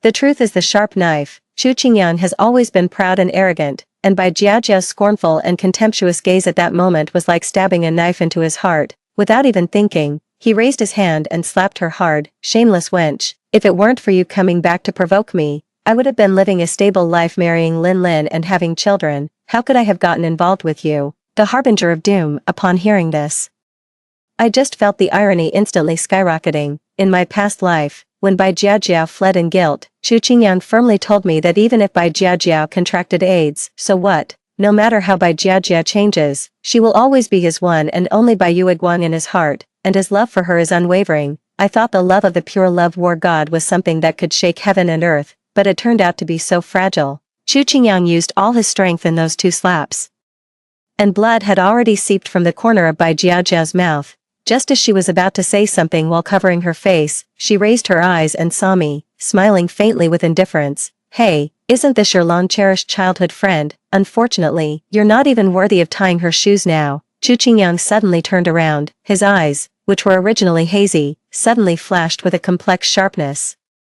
I furrowed my brow slightly and muttered to myself that I should have checked the calendar before leaving home today, as I had run into this pair of crazy people again. Chu Qingyang had already rushed forward and tightly grabbed my wrist. Lin Lin, you already knew that Bai Jiajia was sick, didn't you? I shook off Chu Qingyang's hand and took a step back to create some distance between us, completely ignoring his questioning gaze. How would I know about your affairs? You knew. When Bai Jiajiao had her physical examination at your hospital last time, you were clearly about to say something but held back. Chu Qingyang's gloomy face became even more grotesque with anger, and he roared almost desperately, Lin Lin, you have a really cold heart. You don't care about the friendship we've had since we were kids. You just watched me jump into the fire and let me die without helping, and you want me to die of the disease. don't you? Friendship, the previous life. I was too concerned about so-called nonsense of sentiment, which made me violate my professional ethics and tell Chu Qingyang the truth, leading to such a miserable situation. To bear the consequences for others without fault is truly pitiful. This miserable and desperate outcome was originally something Chu Qingyang sought and should have endured. The only thing is that I, this unfortunate fool, am no longer there to shield him, no matter now or in the future. I will not interfere with anyone's karma or bear anyone's fate again. I don't want to know, even if I do know. Doctors don't have the right to disclose patient privacy. You, a mean and despicable neighbor, are not worth me risking my entire career. I looked up and met Chu Qingyang's gaze, my eyes holding not the slightest guilt or regret he had hoped for, but only deep contempt and indifference. The account is clear, the debt is clear. The person who knowingly concealed her serious infectious disease and was with you is Bai Jiaojiao. The one who should be responsible for your failed life is definitely her, and has nothing to do with anyone else. After saying that, I walked away from Chu Qingyang and Bai Jiaojiao as if they were a plague. People strive for higher places, water flows to lower ones. After days and nights of hard work, I have already obtained the opportunity to study at a famous university abroad, and I will leave in 3 days. Today is the day I came to the hospital to resign. From now on, the people and things here have nothing to do with me. Lin, you shameless woman, stop right there. Perhaps my confident demeanor pierced by Jiajia's fragile heart, and just after taking 2 steps, I suddenly heard her hysterical scream from behind. It's all because of you, you set me up. It's because of you that so many people know I have an infectious disease. For incapable people, all misfortunes are someone else's fault. They never reflect on themselves. They deserve such an ending. I disdained to argue with her, continuing to walk forward without looking back, yet I heard her becoming more hysterical. I want to kill you. While speaking, I didn't know where Bai Jiaojiao had gotten a small knife from, and she stabbed it straight towards me. Her hand holding the knife was already cut and bleeding. If I got injured, the consequences would be unimaginable. Without thinking, I grabbed the folder in my hand and smashed it onto Bai Jiaojiao's face. The folder has no weight and cannot harm Bai Jiaojiao, but it can temporarily block her line of sight, allowing me to narrowly evade the attack. She missed her target and stumbled, falling to the ground, where she was controlled by the security guards who rushed over upon hearing the commotion. At that moment, I had nothing to hold back and shouted loudly, "Be careful not to get hurt by her. She has AIDS." With the internet being so developed, many colleagues and patients who witnessed the scene on social media couldn't help but curse her in silence. Hurry and call the police. This heartless woman deserves to be sent to prison. Exactly, hurry and call the police. The crowd was filled with righteous indignation, but I, the victim, could only smile bitterly and shake my head slightly, saying, "Forget it, let's spare her for now. It's already pitiful enough that she has this disease and is pregnant." A colleague, still shaken, said, "How can this be? She's just a madwoman. What if she hurts you again? AIDS is not something to take lightly. If you were to get infected, your life would become troublesome for the rest of it." I still shook my head, saying, "It's fine. I'm going abroad in a few days and I won't run into her again. Bai Jiaojiao didn't really hurt me. She's also pregnant. Even if she was sent to the police station again, the result would be the same as before, and there wouldn't be any serious punishment. Since that's the case, it's better to let her torment Chu Qingyang outside. Chu Qingyang once boasted that he would give everything for his love, so let him enjoy it well." Because of my mercy, Bai Jiaojiao wasn't held accountable again, just kicked out of the hospital by security guards. Chu Qingyang, however, wouldn't leave at all. He followed me closely, saying, Lin, I'm sorry, I couldn't protect you. You can rest assured, I will never let Bai Jiaojiao hurt you again. Protect, no matter in this life or the previous one. Chu Qingyang has never protected me even a little. Saying this now makes me feel embarrassed for him. I didn't say these words out loud, just said coldly, you should be protecting not me, but Bai Jiaojiao. No matter what she did, she is the mother of your child, and you can't ignore her. This child isn't what I wanted, Chu Qingyang roared in an agitated voice. Instinctively, he took a step forward, seeing me frown and step back. He pulled his hand back, and only asked tentatively, if I break up with Bai Jiaojiao, would you be with me? No, I shook my head firmly. With this child here, you can never separate. This statement is double-edged and can have different meanings. To understand which layer of meaning, it depends solely on Chu Qingyang himself. Sure enough, Chu Qingyang looked at me deeply, as if understanding something, and repeatedly said, Lin, don't worry, I know what to do. Alright, I'll be watching closely. Although pregnant women with severe infectious diseases can give birth to healthy children, Chu Qingyang hates Bai Jiaojiao to the core. How could he allow her to give birth to his own child? Humph, who wants to see you? Quack, there are only thieves with 1,000 days. Not guards against thieves for 1,000 days. Seeing that Bai Jiao was being particularly cautious about her diet, and Chu Qingyang couldn't find an opportunity to act, he decided to take a different approach and secretly scattered small glass marbles on the steps outside the door. Bai Jiao stepped on something by accident when she went out and fell heavily to the ground. When she was taken to the hospital, she was only barely alive. Chu Qingyang insisted it was an accident. Even though Bai Jiao cried and screamed, demanding to report it and get an explanation, there was no evidence to support her claims, and the matter eventually went nowhere. The long-term public pressure had already made Bai Jiao feel suffocated. Her unborn child was her only source of emotional support. Now that the child was gone, she completely lost her mind and went to Chu Qingyang's workplace, threatening to jump off a building. Chu Qingyang pulled Bai Jiao into the car to take her to a mental hospital. They had a heated argument in the car, and in a fit of anger, Chu Qingyang somehow set the car on fire. Chu Qingyang escaped in time and only suffered minor scratches. Bai Jiao, weakened by her condition, couldn't escape in time and was burned alive in the car. Chu Qingyang was arrested by the Public Security Bureau on suspicion of intentional homicide. A few days later, I received a call from Chu's mother using someone else's phone. She no longer had her usual arrogance and was crying, begging me to visit Chu Qingyang in the detention center. I didn't think twice before refusing. My relationship with Chu Qingyang had long been over. Later on, I heard that Chu Qingyang had gone completely mad. He kept insisting to others in the detention center that he was reborn, claiming he knew he was wrong, that in his last life he shouldn't have held a grudge against me for my good-hearted reminders, and that he shouldn't have treated me with such contempt. Of course, no one believes in the elusive concept of rebirth, and Chu Qingyang was soon sent to a mental hospital, where a more painful torment awaited him. I just smiled and ignored these remarks. Past events, right or wrong, have become unimportant. The only thing I need to do is to pick up the future that was carelessly ruined in my last life and become an excellent orthopedic doctor, bringing hope for recovery to more patients. The future is long, and I will always be on the road. Story 2. At my funeral, I found that my boyfriend of 2 years and my best friend were laughing recklessly. In the corner, however, Lu Jingqing, my sworn enemy who had been against me since childhood, was crying his heart out with his head in his hands. I jolted up in my dying state, realizing that I had lived my life in vain all these years. Suddenly, a line of glowing words appeared in front of my eyes. Dear, watch the advertisement to be resurrected and reborn. 1. After watching a 25-second brain gold advertisement, I was reborn and returned to my senior year of high school. The moment my vision was restored, I saw Lu Jingqing, who was leaning beside me and smiling at me. Instantly, tears streamed down my face. Lu Jingqing regained his previous unruly look in an instant. When he turned his head and saw me crying, he panicked again. No, a term of endearment, can be translated as, my dear girl, I didn't bully you. Why are you crying? I didn't want to cry either, but the scenes from my previous life were too harsh. I dried my tears, looked at Lu Jingqing, who was looking for toilet paper for me, and rushed into his arms directly. He was hugged by me, and his hand froze in midair instantly. His ears turned red immediately. Jiang Qiqi, what are you doing? After a while, he realized that I was acting a bit abnormal and was about to push me away. I tightened my arms around him. Can you stay still and let me hug you for a while? After I said that, Lu Jingqing really didn't move until I released my arms around him. After letting go of him, I blinked my eyes at him.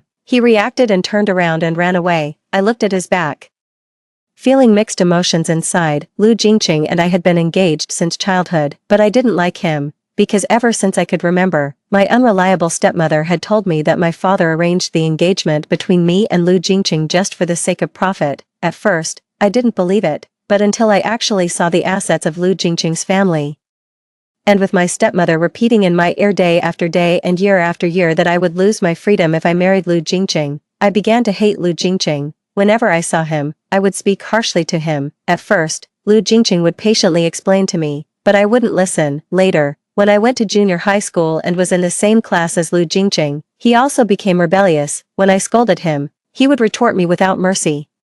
It was from that time on that Lu Jingqing and I became the kind of people who couldn't stand each other. In the year of high school, I made a very good friend. Her name was Meng Qing, but Lu Jingqing wouldn't let me play with her, saying that she wasn't a good person. I still remember that day when I firmly shook off Lu Jingqing's hand and told him, I like everything that you don't like. Since then, Lu Jingqing never came to find me again. Enter my so-called good friend.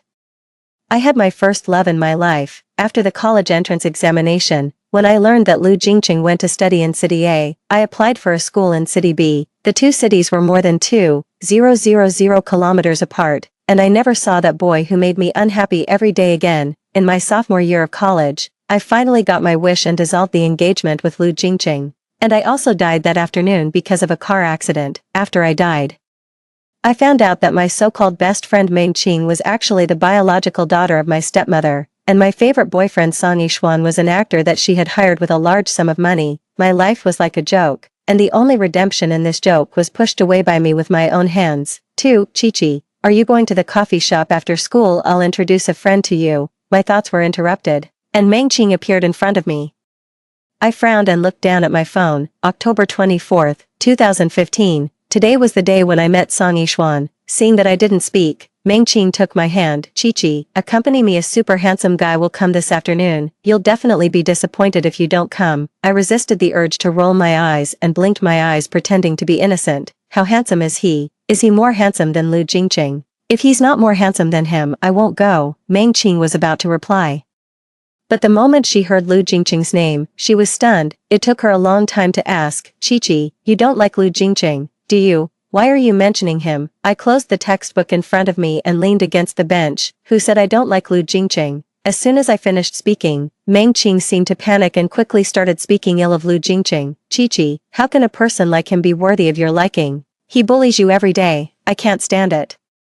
Are you confused because of a fever? After Meng Qing finished speaking, she reached out to touch my forehead. I opened her hand in disgust. Who has a fever? It's you who has a fever. How is Lu Jingqing not worthy of my liking? I'm telling you, I, Jiang Chi-Chi, like Lu Jingqing the most in my life. I will marry no one but him. As soon as I finished speaking, there came the sound of a glass breaking at the door. I looked in the direction of the sound. It was Lu Jingqing who had just come back after getting water. Suddenly, my face turned red all the way to the back of my ears. A sense of shame welled up in my heart, and I instinctively crouched under the desk, praying in my heart, he didn't hear it, he didn't hear it, he didn't hear it. Under the desk, I saw a pair of Nike shoes striding towards me. A somewhat amused voice of Lu Jingqing came from above my head. Jiang Chi-Chi, what are you doing? I bit my lip, gently patted my face, and then pretended that nothing had happened and replied, nothing. My pen dropped. I'm picking it up. Haha. As soon as I finished speaking, another head appeared under the desk. The moment I met his eyes, the blush that had just faded from my face rushed up again. Lu Jingqing smiled gently. Did you pick up the pen? I felt like crying but had no tears. Then I fled in a hurry. 3. For the rest of the afternoon, I instinctively avoided Lu Jingqing. When school was over, I took my school bag and rushed out of the classroom like a mouse. At night, I hid under the quilt. Every time I thought of Lu Jingqing, my heart would pound. It was a feeling that I had never had when I was with Song Yishuan before. I touched my chest and murmured to myself, this should be liking, right? Early the next morning, I was walking towards the classroom with soy milk in my hand. I was wondering whether I should avoid Lu Jingqing today. As a result, without paying attention, I bumped into someone. The soy milk spilled all over me. I looked at the person in front of me, and there was also soy milk on him. I instinctively apologized. The other person seemed to have expected it and took out a pack of toilet paper from his pocket. Classmate, it's me who should say sorry. You can wipe it first. A familiar voice sounded. I looked up and met Song Yishuan's gaze. Why did I still meet him? At this time, Meng Qing somehow popped out. I instantly understood everything. So they were acting here. Hey, Yishuan, why are you here? Wait a minute, Chi-Chi, what happened to you? I frowned and didn't want to watch Meng Qing acting hypocritically here. I turned around and was about to leave, but a figure blocked my way one step ahead of me. Why are you so careless? I looked up and met Lu Jingqing's beautiful eyes. When Meng Qing saw Lu Jingqing, her eyes lit up and she quickly smiled and said, it's okay. Let Yishuan take Chi-Chi to deal with it. We should go back to class first. I rolled my eyes. She really worked hard and still wanted to create a space for us to be alone. How could I fall for it this time? No need, no need. Before I could finish speaking, Lu Jingqing had already refused her one step ahead and took my hand and led me away. Lu Jingqing walked very fast, and I could only trot to keep up. When I looked back, I saw Meng Qing staring at me viciously. When she saw me looking at her, she immediately put on a smiling face again. It's really disgusting. I was taken downstairs by Lu Jingqing all the way. I shook off his hand and squatted on the ground, panting. Why don't you play with your good best friend anymore? Lu Jingqing stood beside me with his arms crossed. I waved my hand and stood up from the ground. Good best friend. Who said she's my good best friend? Lu Jingqing found it a bit funny and looked at me.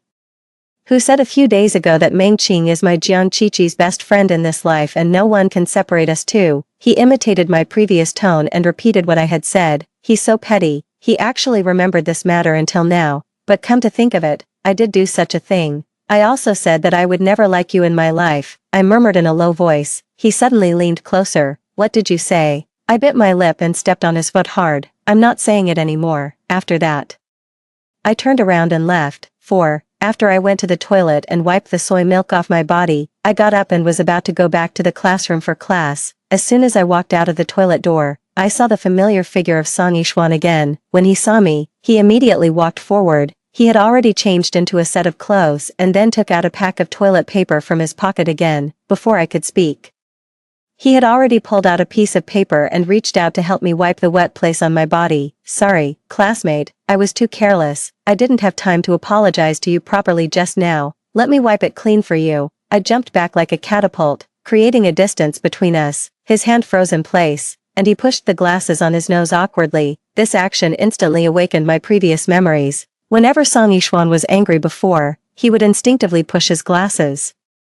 At first, I didn't understand. Later, after I knew it, as soon as his hand touched his glasses, I would rush towards him like a sycophant and keep apologizing. Strangely enough, I didn't like him at that time, but I still couldn't help but try to please him. But just now, I understood. I was played by him. No, it was my carelessness. I still have to go to class. I'm leaving now. Now that I had suddenly understood, I hated Song Yishuan even more. I raised my foot and ran away in one go.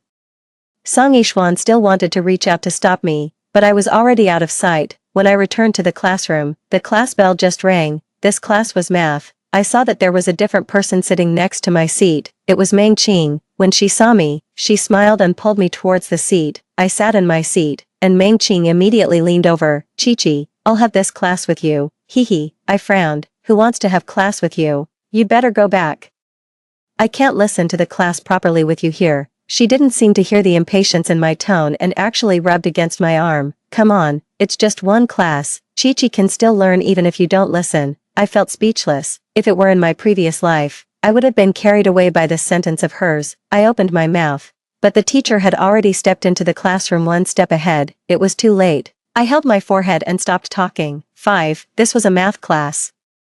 High school math was extremely difficult. Missing one class might require half a day of making up after class. I picked up the textbook and focused on listening to the teacher. Meng Qing was unhappy and started to find topics to talk to me about. Qiqi, you scared me to death this morning. Fortunately, you weren't scalded. Otherwise, I would have been so heartbroken. I remained silent. Come on. Did you see that guy you bumped into this morning? Isn't he super handsome? He's the guy I wanted to introduce to you yesterday. I took a deep breath and forced a smile. He's so handsome. If you like him, do you want me to help you chase him? Her smile froze on her face. After hesitating for a while, she ignored my question and continued. His name is Song Yishuan. He's a transfer student in class 8. When I talked to him last time and mentioned you, teacher, I'm sorry, I didn't understand this question. Could you please explain it again?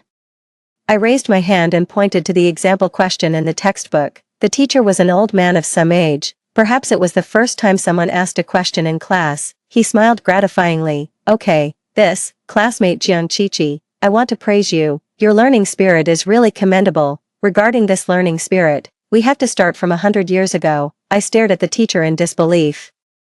He talked from math to history and I still didn't get the explanation of the question I wanted to hear until the class was over. After class, I watched the teacher fly out like the wind. Seeing this, Meng Qing immediately interrupted. Qiqi, don't you know how to do it? Let Yishuan teach you. Yishuan's math is really... Before Meng Qing could finish her sentence, a math textbook appeared in front of me.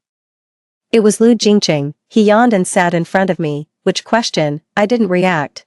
Which question didn't you understand just now? I understood what he meant. I opened the example question just now. His beautiful fingers landed on the textbook, and he picked up a blank piece of paper beside him and started to solve the problem. Meng Qing was stunned and also leaned over. After Lu Jingqing finished writing the solution, he moved the paper in front of me, on the white paper.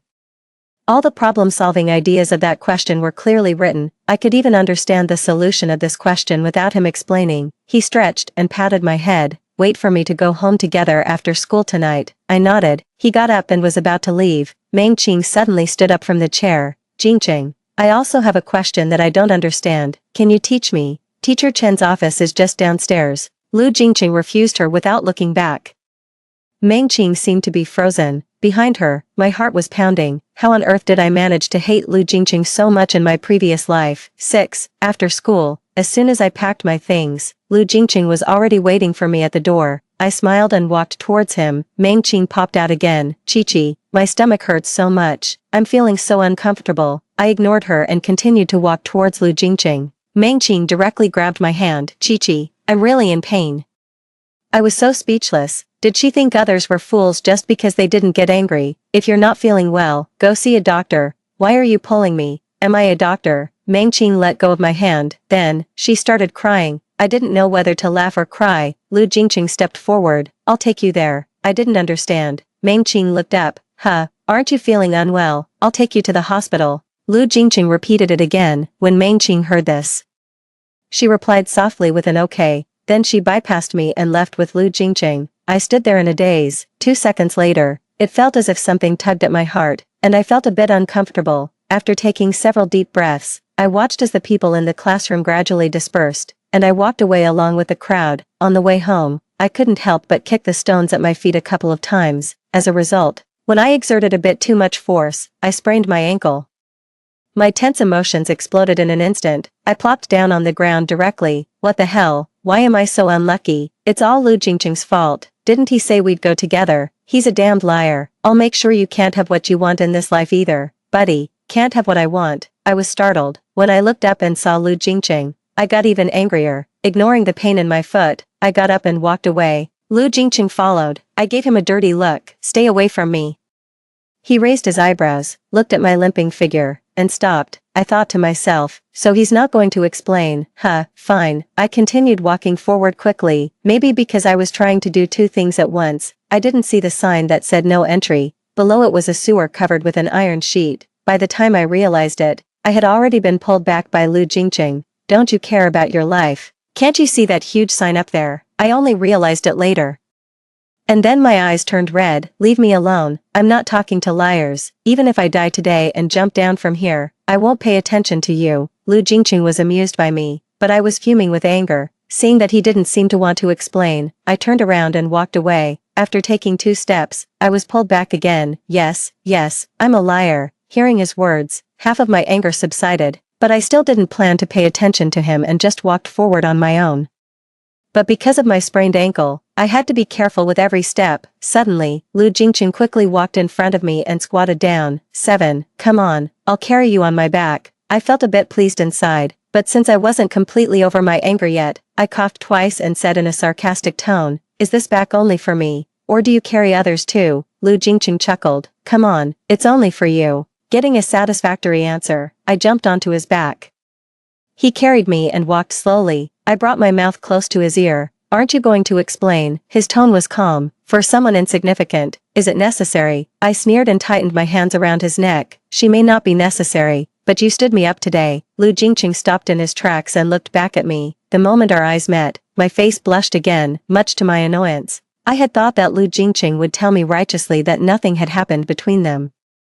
Instead, he actually asked me, Jiang Qiqi, have you been possessed? The air suddenly fell silent, and the corners of my mouth almost dropped to the ground. Okay, I'm not joking anymore. I took her to the entrance of the mental hospital, and then I came back. I burst out laughing, and Lu Jingqing laughed too. He just kept carrying me forward. In a trance, I seemed to see our future. He walked very slowly, stretching a 5-minute journey into 20 minutes. When we got to the door of my house, I saw a familiar figure. Qiqi, why are you so late today? Oh, Jingqing is here too. It was my stepmother, Xia Chenxiao. The moment she saw me getting off Lu Jingqing's back, the smile on her face faded. I nodded politely at her. Just as I was about to go home, Lu Jingqing took my hand. I'll come pick you up at 9 o'clock tomorrow morning. I was a bit confused. Wasn't tomorrow Saturday? He added, to give you tutoring. I smiled and agreed. I watched him leave before going inside. After changing into my slippers, Xia Chenxiao crept up beside me without me noticing. Her obsequious smile made me feel uncomfortable all over. Qiqi, why did you come back with Jingqing today? It's not that I'm saying this, But it's always better for you to stay away from him. Have you forgotten what I told you before? I continued with what I was doing and replied perfunctorily. It was too long ago, I can't remember clearly. She didn't give up and came closer again. Chi-Chi, don't you want to live your whole life under surveillance? I nodded. Yeah, is there anything else? If not, I'll go upstairs first. After that, I walked straight to my room. After doing my homework for a while, I felt thirsty, so I went downstairs to get a glass of water. As I passed by Xia Chuanxia's room, I heard some noise inside. My curiosity drove me to get closer. Mom, I must be with Jingqing. I can't let that bitch Jiang Qiqi steal him away. It was Meng Qing's voice. Mom knows. I don't know what's wrong with that little bitch today. She suddenly clung to Lu Jingqing. But it doesn't matter, you make the arrangements on your end. And I'll ask Jiang Yanwei to dissolve the engagement between Jiang Qiqi and Lu Jingqing. Then she won't be able to marry him even if she wants to. I looked at the hot water in my hand and smiled. Why does she think that my dad will take her side? 8. Back then, my dad married Xia Chenxiao just to find me a companion. I knew better than anyone that my dad not only didn't love Xia Chenxiao, but after all these years of getting along, he already knew what kind of person Xia Chenxiao was. The stupid ones are the Xia Chenxiao family. Do they really think that all rich people are brainless idiots? Except for me in my previous life. I carried the water and quietly went back to my room. Early the next morning, I got up at 8 o'clock to get ready. At 9 o'clock, I went out on time, but I didn't see Lu Jingqing. Instead, I saw Meng Qing and Song Yishuan. I slammed the door shut, and there came a knock on the door. Chi-Chi, we specially invited you to go to the library with us. Yishuan is really good at math and can help you. I replied impatiently, no need. After a while, I heard the sound of a motorcycle stopping outside. I pulled open the curtain and saw Lu Jingqing. I ran very fast, ignoring Meng Qing and Song Yishuan who were standing aside. 10 minutes later, I appeared at the main entrance of the library, but I didn't bring a single book. I looked at the school bag behind Lu Jingqing, and then at myself. I was the fool after all. Where are your books? I felt like crying but had no tears. I forgot to bring them. I couldn't very well say that I thought your mention of going to the library yesterday was just an excuse, and that you actually wanted to go on a date with me. Could I? Lu Jingqing looked at my face carefully. Finally, he reached out his hand, and his finger gently brushed across my cheek. You put on a bit too much foundation. Pay attention next time. In the library, Lu Jingqing sat beside me, took out the math book, and started explaining the problems. I listened with sleepy eyes for the whole morning until I saw the clock in the library pointing to 12. I picked up my coat and was about to leave. Lu Jingqing tried to hold me back, but I dodged. Student Lu, I'm hungry and I really need to eat. Please let me go. After taking a taxi home, I could smell the aroma of braised pork ribs even before entering the door. If there were no surprises, I would be able to see my busy father today. I opened the door. And sure enough, my dad was sitting on the sofa. In the kitchen, Xia Chenxiao was busy. Tisk, she can only show off her skills in cooking. I threw down my coat and threw myself into my dad's arms. Come to think of it, ever since I got together with Song Yishuan, my dad had been completely disappointed in me, so I never saw him again until I died. Dad, I missed you so much. I rubbed against my dad's arms. He was a bit stunned, and then he patted my head. What do you want to buy this time? When I heard that, I pouted. Can't your daughter act coquettishly with you if she doesn't want to buy anything? As soon as I finished speaking, Xia Chenxiao brought out the last dish from the kitchen. Time to eat. Come on, Chi-Chi. There's also the braised pork ribs you like today. I pulled my dad and got up to go to the dining table. 9. During the meal, I kept putting food on Jiang Yanwei's plate. Xia Chenxiao beside me didn't even have room to put the food she wanted to pick up. In my previous life, not only did I not listen to Jiang Yanwei, but I also opposed him everywhere, which made my own father disappointed in me. This time, pleasing my own father is the second step of my counterattack. Oh, Chi-Chi has grown up and knows how to show filial piety to your dad. Xia Chenxiao spoke at an inappropriate time. I ignored her, and my dad smiled politely. During this meal, Xia Chenxiao felt extremely awkward. She couldn't get a word in edgewise, and she couldn't even pick up any food. After the meal, I climbed upstairs. Then I suddenly remembered that my phone was still on the sofa, so I turned back. My dad and Xia Chenxiao were still eating. When I was almost at the bottom of the stairs, I heard Xia Chuanxia's voice. Yanwei, I think there's something wrong with Chi-Chi today. She must have something she wants to ask you for. I stopped in my tracks and sat directly on the stairs. I wanted to see what Xia Chenxiao was up to. My dad was still eating, and Xia Chenxiao continued. Yanwei, I won't hide it from you. Chi-Chi told me yesterday that she really doesn't want to marry Lu Jingqing. but she's too afraid to tell you herself, so she asked me to tell you. After hearing that, my dad frowned but still didn't say anything. At that time, my dad also knew that I disliked Lu Jingqing, but he always thought that as long as the engagement wasn't dissolved, we would still make up. He always prefers gentle persuasion to force. Maybe he also guessed that I was acting coquettishly with him today to talk about this matter, so he didn't refute. Seeing this, Xia Chenxiao put down her chopsticks and continued to exaggerate. Oh, Yan Wei, although Jingqing is very excellent, there's nothing we can do if Chi-Chi doesn't like him. Who told you I don't like him? I couldn't stand it anymore and got up and walked out. She and Meng Qing are truly mother and daughter. They say the same things. When Xia Chenxiao saw me, her face turned ashen. Chi-Chi, why did you come down? I sneered and sat beside my dad. This is my home. I can go up or down whenever I want. It's not your place to tell me what to do, is it? Xia Chuanxiao's face became even uglier. After all, I had never talked to her like that before. Before this, our relationship was still passable. Chi-Chi, also, I've never told you that I don't want to marry Lu Jingqing. She called my name.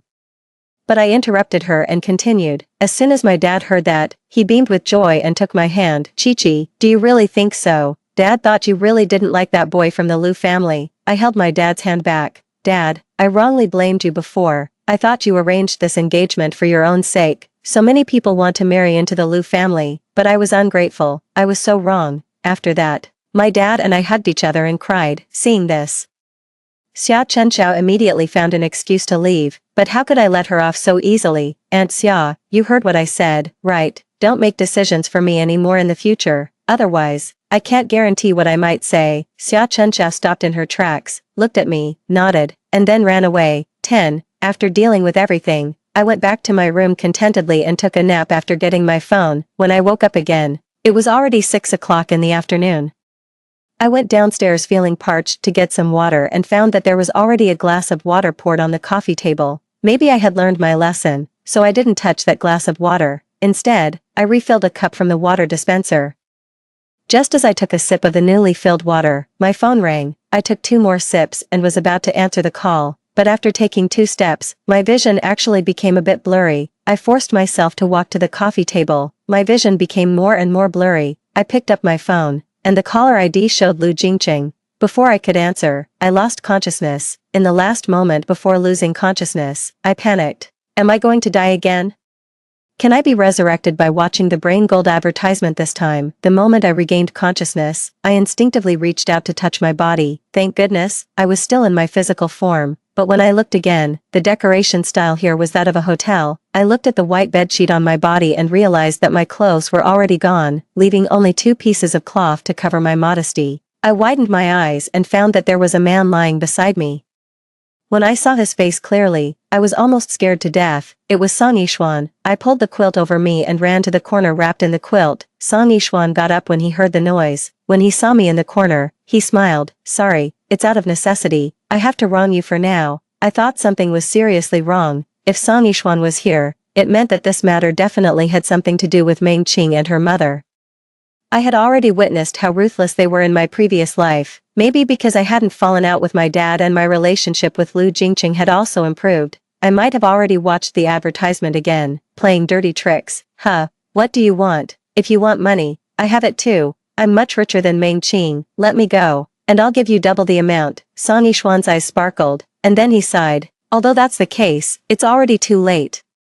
I won't do anything to betray my employer either. I gritted my teeth, and my hands trembled involuntarily. What the hell? A money grubber playing the loyalty card. Do you even deserve it? If I'm not wrong, Meng Qing wants to ruin me. The next second, there came a fierce crashing sound at the door. I panicked completely and had already imagined the headline news for tomorrow. Song Yishuan stood up and said to me as he walked, "Sorry, Miss Jiang." I also, bang, the door was kicked open, and Song Yishuan was knocked to the ground with a punch. I looked up and saw that it was Lu Jingqing. There were still some fine beads of sweat on his forehead, and his eyes were bloodshot, as if he had just been crying. Seeing him, even though I had thought it was no big deal at first, my eyes instantly turned red. He walked quickly towards me and pulled me into his arms. Chi-Chi, I'm sorry, I'm late. 11. I was carried home in a princess carry by Lu Jingqing.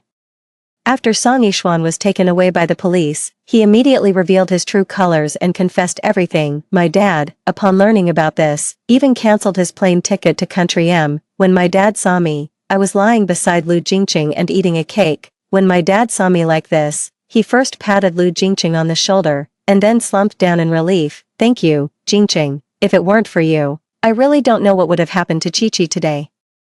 As soon as my dad finished speaking, the door opened again. Is my daughter-in-law okay? I heard the voice before seeing the person. It was Lu Jingqing's mother. The moment I saw his mother, I was still amazed, including the previous times. I hadn't seen his mother for almost 5 or 6 years. I have to say, Lu Jingqing's mother is really beautiful, and the more I look at her, the more beautiful she seems. I have no resistance to good-looking sisters.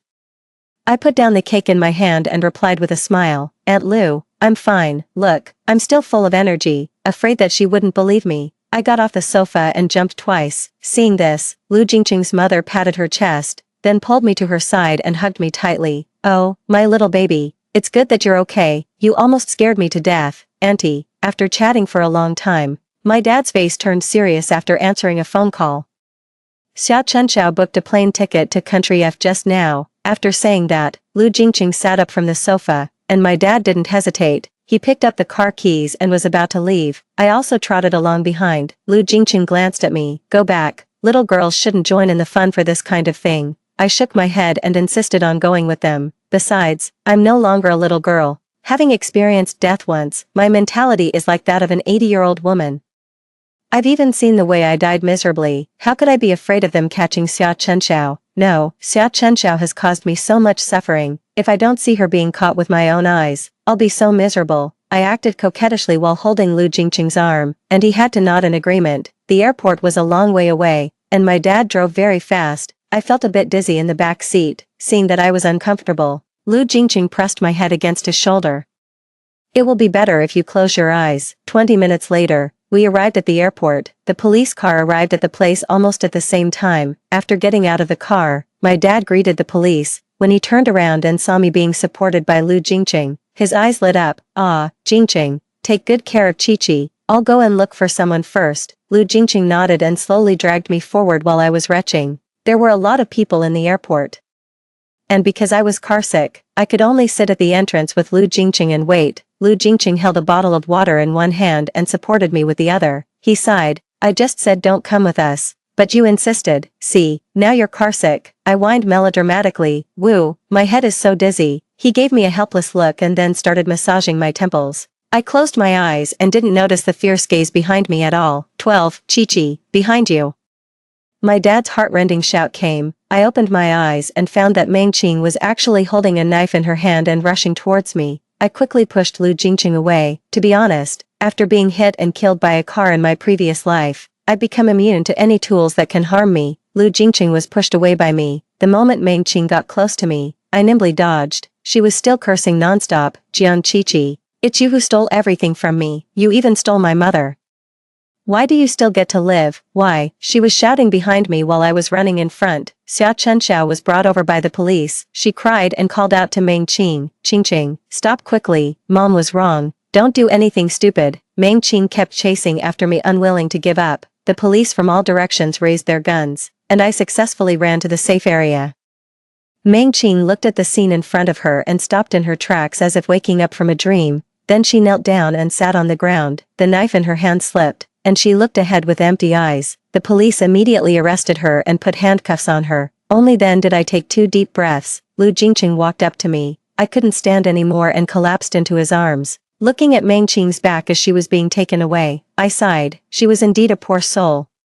Her own mother abandoned her, worked as a cook for someone else's family for more than 10 years, and in the end, didn't end up well. I shook my head and sighed again. Since when have I become so benevolent? Her mother and daughter almost cost you your life twice. I slapped myself on the face with a slap sound. Lu Jingqing was stunned and quickly protected my face. What are you doing? Don't do anything stupid. 13. After Meng Qing and Xia Chenxiao were arrested, I never heard any news about them again and focused on preparing for the college entrance examination. After the college entrance examination, my grades were surprisingly good, a full 50 points higher than in my previous life. I was so excited that I danced around while calling Lu Jingqing, but I heard him sighing and complaining. My heart skipped a beat. Could it be that he didn't perform well in the exam? It's okay. Everyone has times when they don't do well in the exam. Worst case scenario.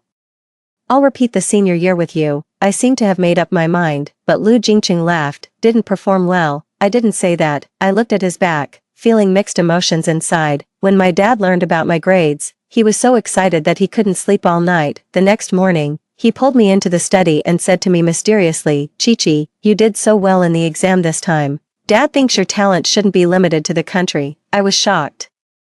It seemed that he was going to let me study abroad. "So Dad has decided to send you abroad. The school has already been found. It's the best one in country M." My dad kept talking, but I was stunned. Was I going to be separated from Lu Jingqing this time too? If I went abroad, the distance between us wouldn't be just 2,000 kilometers. "Dad, what about Lu Jingqing?" I asked. My dad didn't hesitate. "Jingqing will definitely go with you." After he said that, I couldn't hear anything else he said clearly. Going to university with Lu Jingqing. This sentence kept repeating in my mind. 14. 2 months later, Lu Jingqing and I said goodbye to our families at the airport. At the airport, I suddenly remembered Meng Qing and the others, so I casually asked my dad, "How are Meng Qing and the others?" My dad waved his hand. "They've already been sent to do hard labor in prison." He said this lightly, as if Meng Qing was just an insignificant person. Hearing this, Lu Jingqing tightened his hold on my hand. The moment the plane took off, Lu Jingqing whispered in my ear, "Miss Jiang Chi-Chi, would you like to have a campus romance with me?" I looked at the plane gradually leaving the ground and nodded firmly.